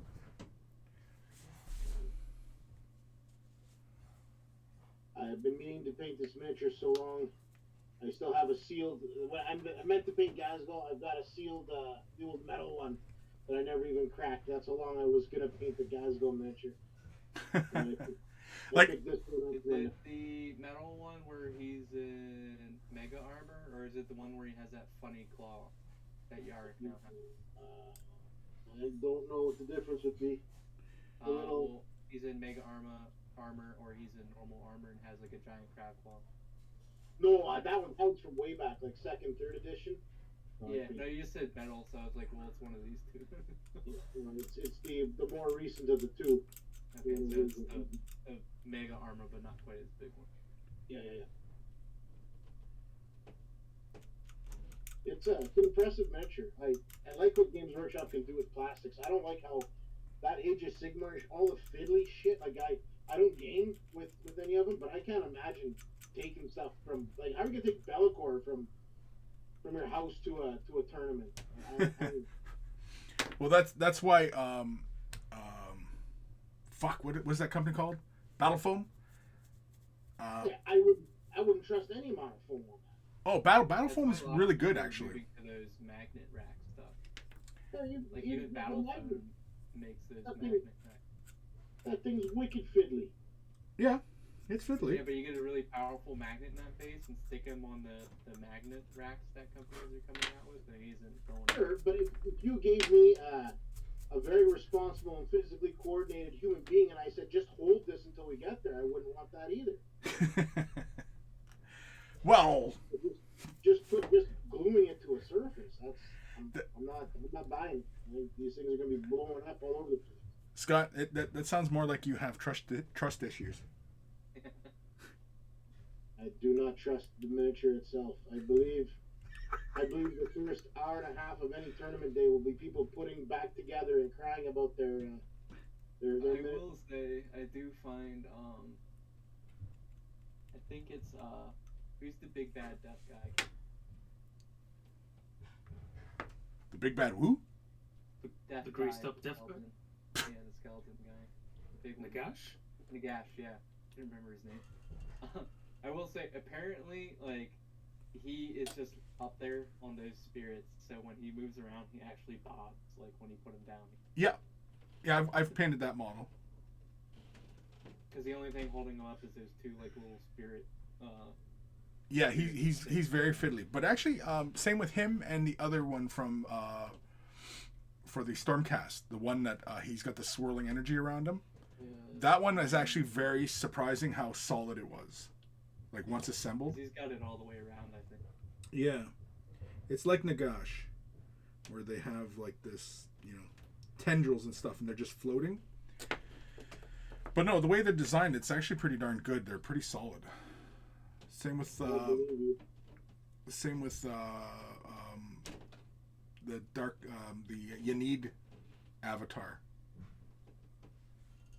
with the plasma running around it. It's solid as well once you put it together. What's that elf thing that's an actual island with the waterfall? It's just a terrain piece. I don't remember what it's called, but I know what you're talking about. Yeah. It's like a shrine. It's like something shrine or some shit. Yeah. It's one of the AOS terrain pieces that gives a buff. Yeah, there's no way that shit arrives alive. Scott, you alright there, bud? Actually, I actually haven't seen anybody actually buy that or use that. There are a few Lumina players where I live. I've never seen any of them buy it or use it. So I don't know if anybody's, actually bought that kit to find out if it's stable or something. Which kit? I wasn't listening. The Lumineth Realm Lord for New Hiles, basically. Oh, That's the that green piece that's like a floating rock shrine. Oh yeah, it's solid. Because I was saying none of the Lumineth players where I live have that model. Yeah.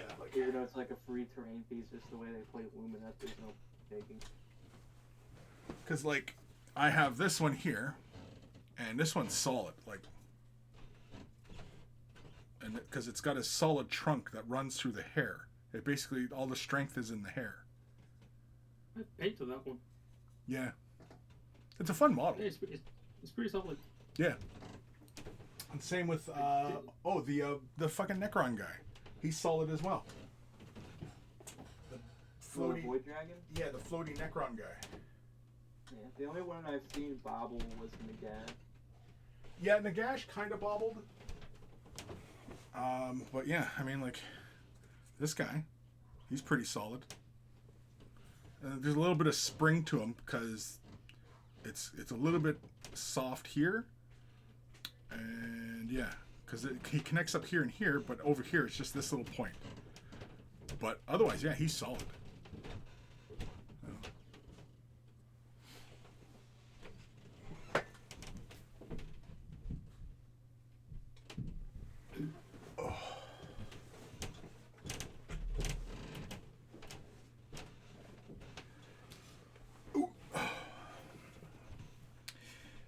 All right. I just punched my lamp. Punched your lamp. Yeah, I was It's paint to called it. Lancashire. Don't pronounce it, Chris. Say what? I was just reading one Sophie. Oh yeah, no, I'm not. Yeah, I know that all those English towns and stuff. Yeah, Lancashire. yeah. There's, but well, even like Nottingham, right? Like you would think the way it's spelled, you would say Nottingham, but everybody says Nottingham. I was like, what? So everybody fucking invented the language, and nobody seems to speak it.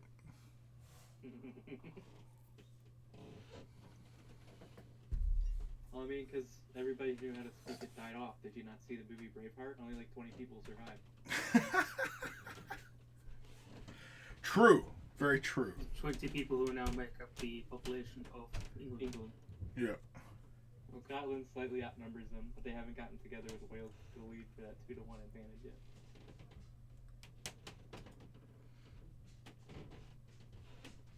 I think it might be because the 26 people in Scotland can't read Welsh road signs. Who the fuck can? Not even Welsh. Yeah, but see, the Welsh are already there, all 14 of them, so they don't have to worry about it. They're already there. You should write a book or something about this world we live in. An American abroad. American abroad. By boop. By boop. Yeah. You know what? Yeah, not even your You know real. what's- Just boop. I put a big American flag on there and some flying eagles, and I don't sell like hotcakes on there. Oh yeah. Just write it that you go there so you don't have to. Yeah. You don't have to go to Wales. I've been there for you. There's like 14 people. And they're doing cheap. Yeah, I met them all. Have the work for you. Don't do it. I met them all. They said, "Get fucked."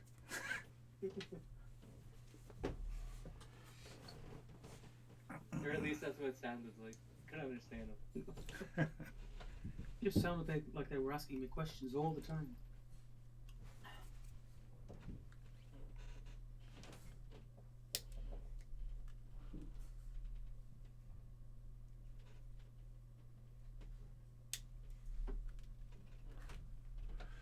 Sophie, we speak it perfectly. You say it wrong. Well, it is your home, so I'm not going to argue. I mean, if you spell it, pronounce it any which way you want, I don't care. Just the rest of the English-speaking community doesn't understand. Yeah, that's fine. Whatever. See, the Australians, Americans, and Canadians understand each other. Mostly. Yeah. Mostly. I mean, if you get down into, like, you know,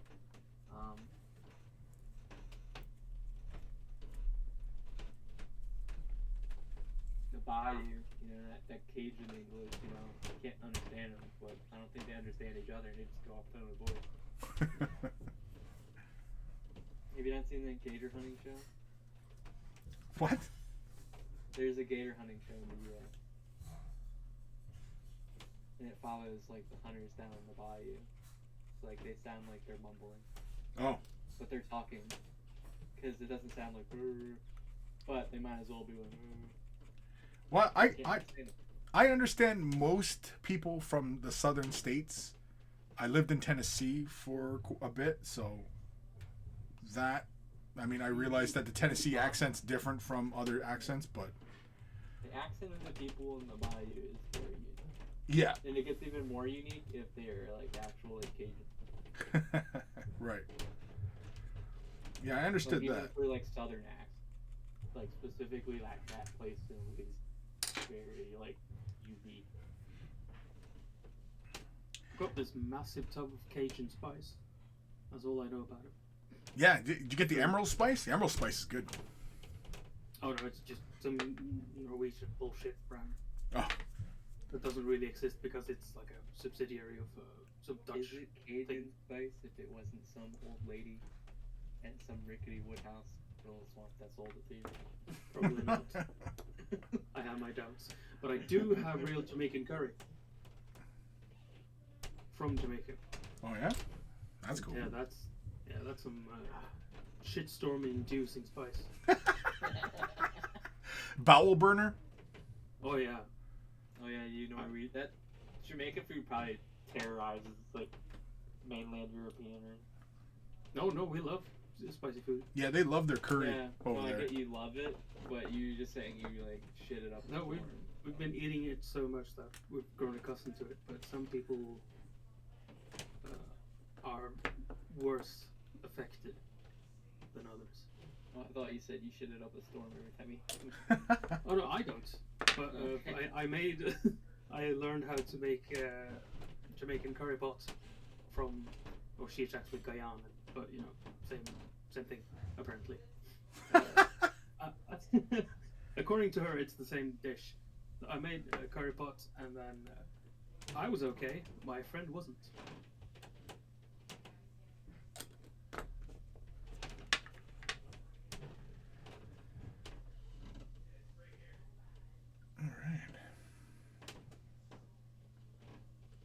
I think I just fucked myself on figuring out my handlebar situation. Oops. Oh well.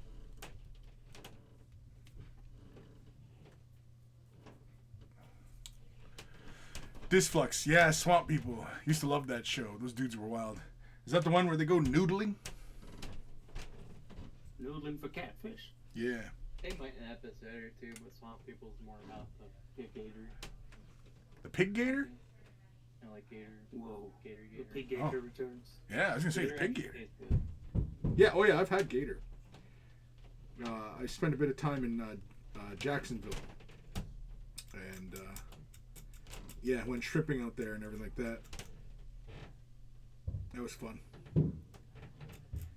Even ran into a manatee, literally. Yeah, That's the problem out there. There's just so fucking many of them. Yeah. Well, apparently they're in trouble, eh? I thought they were just pulled off the endangered list.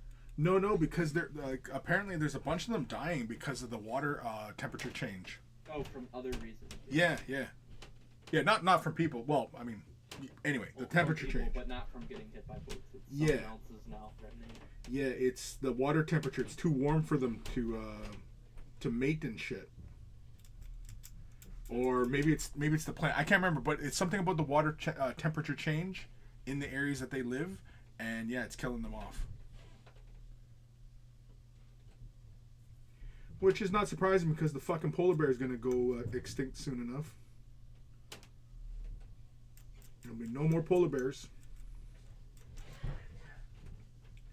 You'll be reading about those in history books. It looks like it's the plant they eat. Yeah, something like that. I knew it was something about the heat changes. It's killing their food supply. Florida's temporary solution, until they can figure out like an actual solution, is they're quite literally feeding as many manatees as they can lettuce. That's fucking stupid. That's unsustainable. It's their temporary plan because it's a manatee population in this specific area. That's so stupid.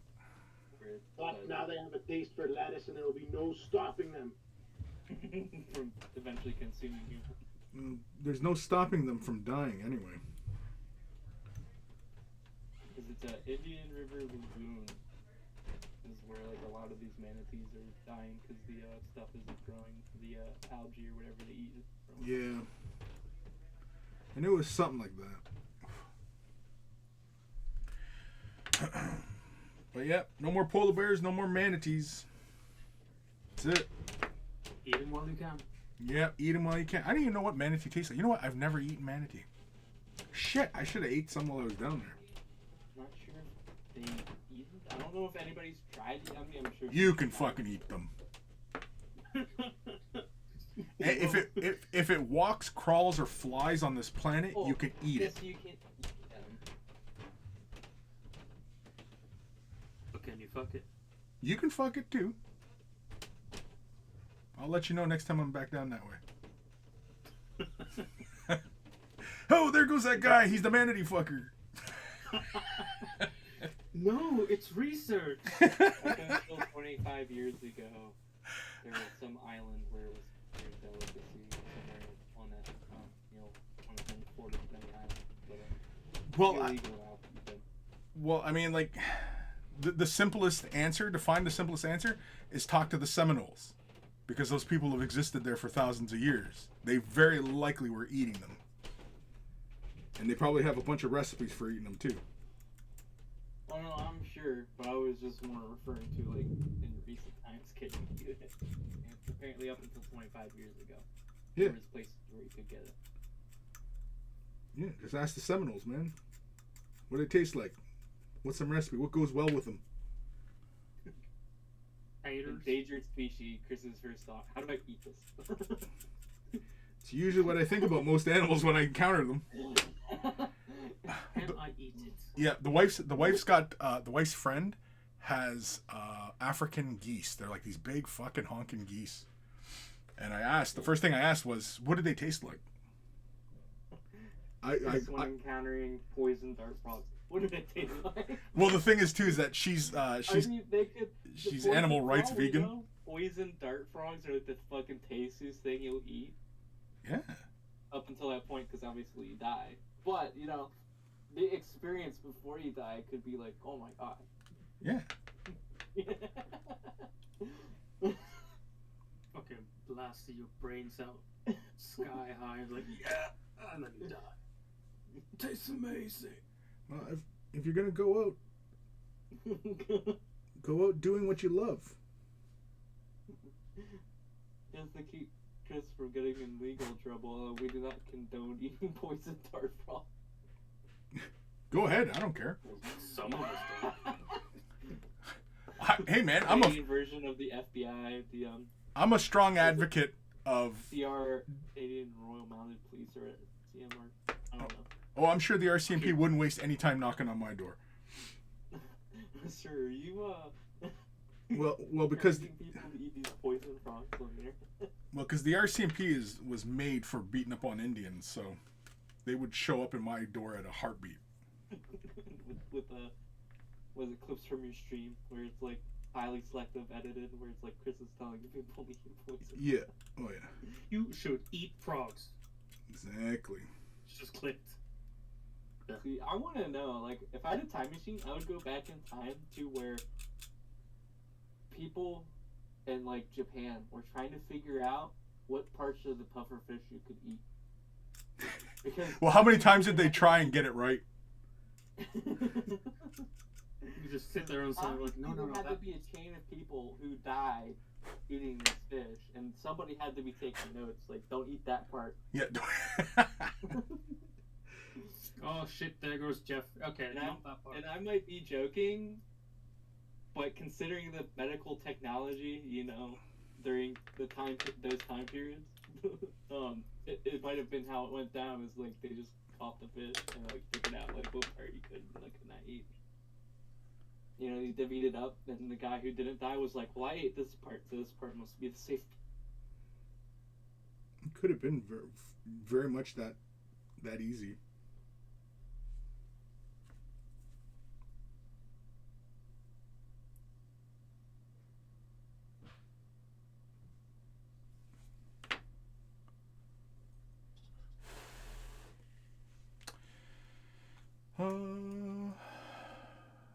Disflux. If they're animal rights, Vega, what do they do with the geese? If they're animal rights, Vega, what do they do with the geese? Oh, they're just pets, dude. Yeah, they're just pets. Yeah, there's different. I mean, there's different like animal rights groups, and not all of them are PETA. Some are like pets are okay. Some are like, you know, meat's okay as long as you're not getting it from like, you know, an industrial farm where like the chickens are kept in by like a 2x2 or whatever. They're the tastiest. Yep. Well, the ones where the chickens are kept in like a 2x2 like little box. Yeah. Although I do find that stress and fear makes their meat stringy, but you know, whatever. It increases the pH balance. Yeah. Let me know the taste. Yeah, wild animals way better. Oh yeah. Yeah, I've always found that the animal is more tastier if they don't know what's gonna. If they're living around their daily lives and then it's over like that. Yeah. The best thing you can do is just get a fish directly from the fucking sea and then fry it up less than a minute later. Well, you don't even have to fry it up. You can just eat it. Oh yeah, if you're Gollum. What? That's sushimi, man. Yeah, but you have to cut it for sashimi. Golem just literally like take the bite out of the fish scale and all. It's like, yeah. I've gone fishing in my home territory and picked up rainbow trout and yeah, fucking cut it and ate it right there. Cause Yeah, trout you can do that with, Yeah. but cod doesn't taste as well. there is this weird tradition. There's a joke there. There's this weird tradition where I used to live with a fisherman where it was like the, you know, fish to the day you caught, you have to fucking bite out of. Like right then and there, like scale and all, like. Fuck. I wouldn't eat raw mackerel. No.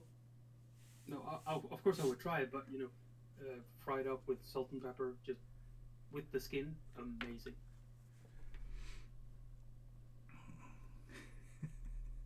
Crispy little fucker.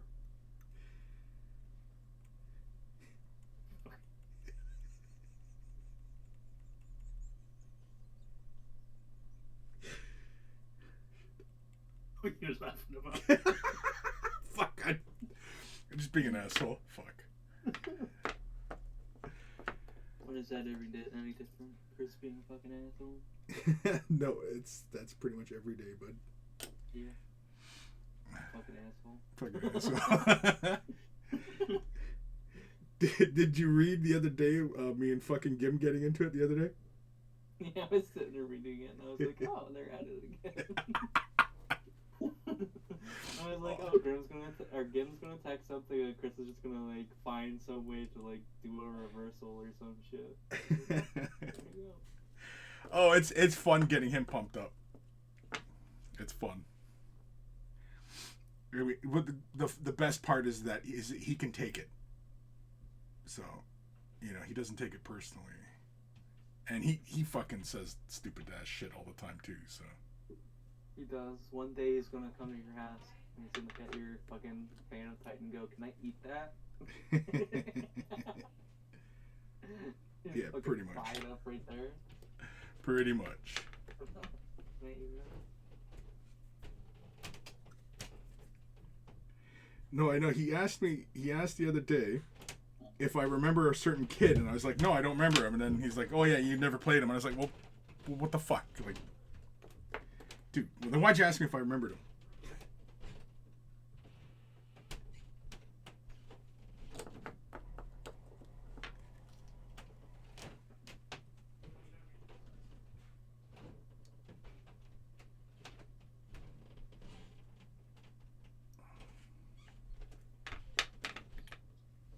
What I like is when newer hobbyists get told calling other stores with like death strike missiles and like nuking other tables at other stores across states and stuff, and them going, "There's no way that happened," and then me being like the old like Gandalf wizard, like, "Oh, it happened." And fucking Eldritch there. I was there. Yeah, I was there. 4,000 years ago. I was there 4,000 years ago when that guy nuked that guy's table in another store across the state, and he lost that battle because of that nuke.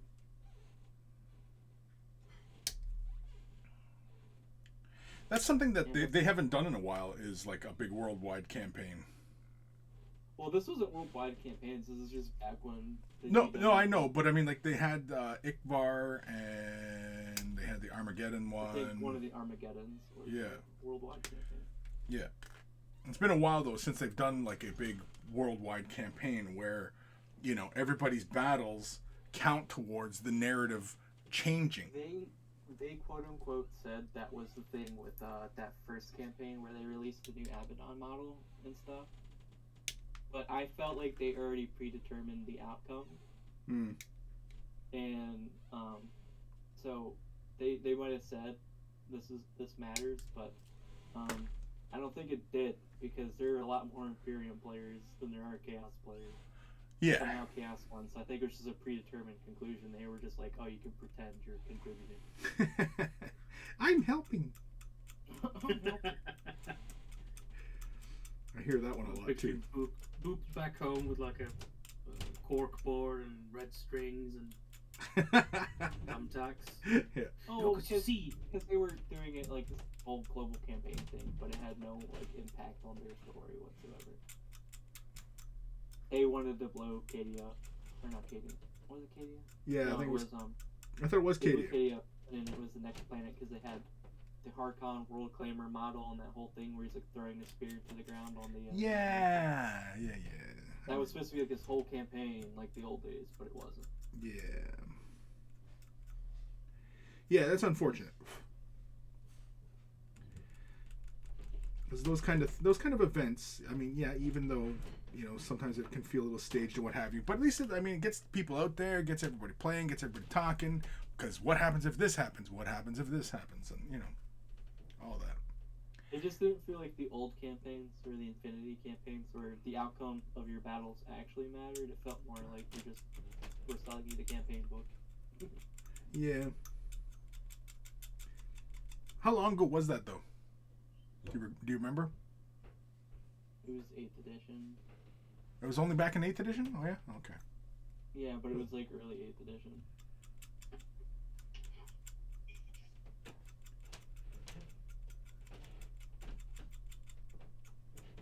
I'm just wondering if it was like, something that was a holdover from like when they weren't quite as involved with the community as, they are now. It was 8th edition because we had the new Chaos Codex come out. This campaign come out that added more rules to Chaos. And then less than a year later from this campaign book, they released Chaos Codex 2.0. Right. The campaign was hyped up to be this whole global thing, and then it really wasn't. It was like, I mean, yeah, it was a global campaign, but it had no influence over their decision what they were going to do.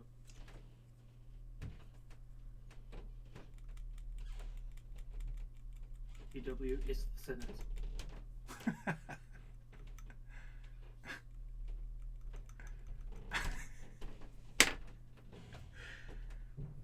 But I mean, I guess it makes sense because nowadays I don't think GW wants to risk leaving like lore events up to players. I don't know.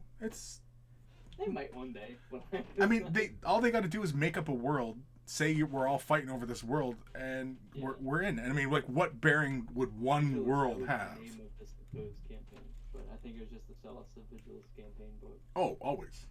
It's always a sales pitch. Because it was supposed to be like, oh, global campaign, but the global campaign statistics didn't mean anything. Yeah.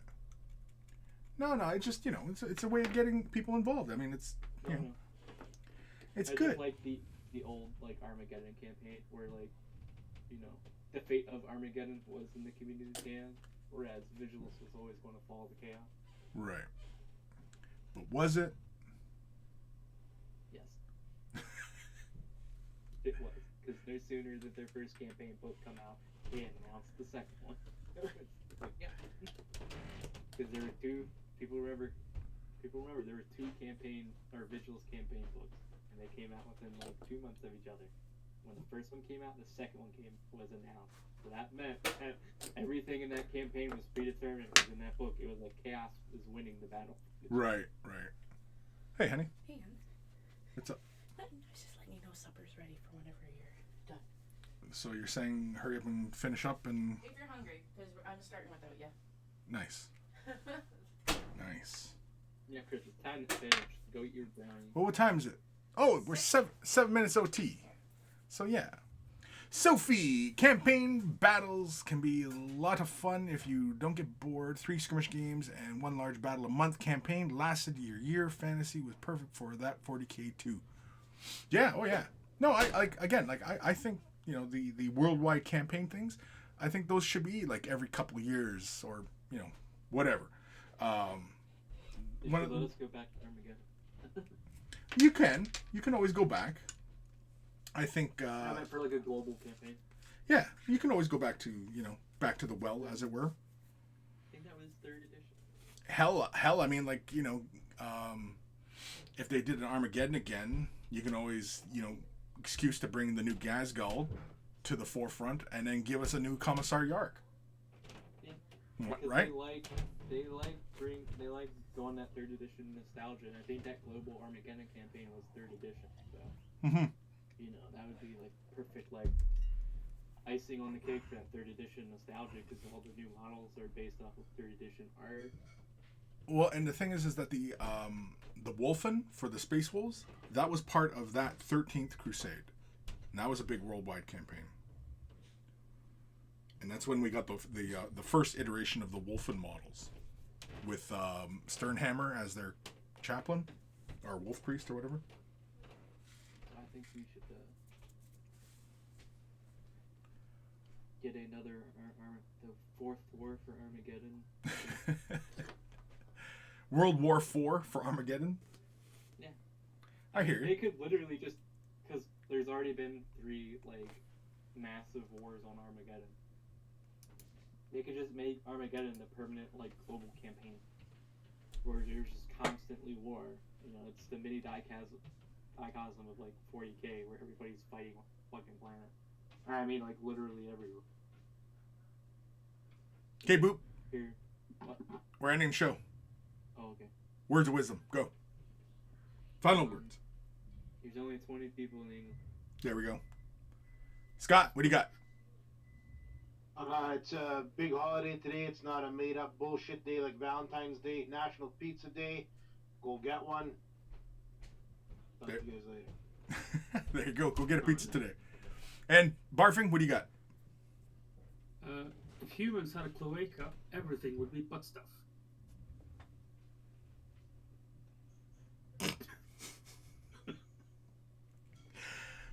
You can't argue. That's science. You can't argue with that. That's science. That's science. The science checks out on that. All right. That's a good one. Barfing. Later, shower dude. thoughts for you. Yeah, I've got nothing else. I've got absolutely nothing. Hold on here. I'm moving my shit here. Hold on. There we go. Yeah, I've got nothing else other than I want to thank you guys for tuning in today. We're going back to the regular streaming again, so feel free to tune in on Twitch, or if you're watching this on YouTube, thanks for watching as well. Feel free to comment on the stupid crap we're talking about, and join us on Patreon, join us in Discord. You know what? Just go to waythebrush.com. You'll find all the socials and stuff like that, and you'll get great color commentary from Boop and Barfing Sheep and all the other monkeys, and it's a good time. We usually have a good time, or unless of course I get into arguments with Gim, and then that's usually colorful as well. Usually telling me how Eldar suck what he doesn't specify, but I think I know what he's talking about. I think I get his code. Alrighty. Was that it? Oh, Boop. Who wins the Super Bowl? Forget who's playing. That's fucking Rams and Bengals. Rams and the Bengals. I want to go with the Tiger. Tiger? Eye of the Tiger? Okay, start singing the Eye of the Tiger song.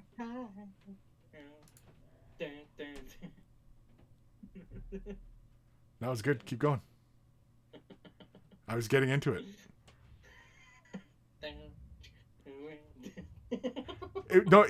Your iteration of it is so good that I think I'm probably gonna get a copyright strike because you're so close to the original song. Yeah.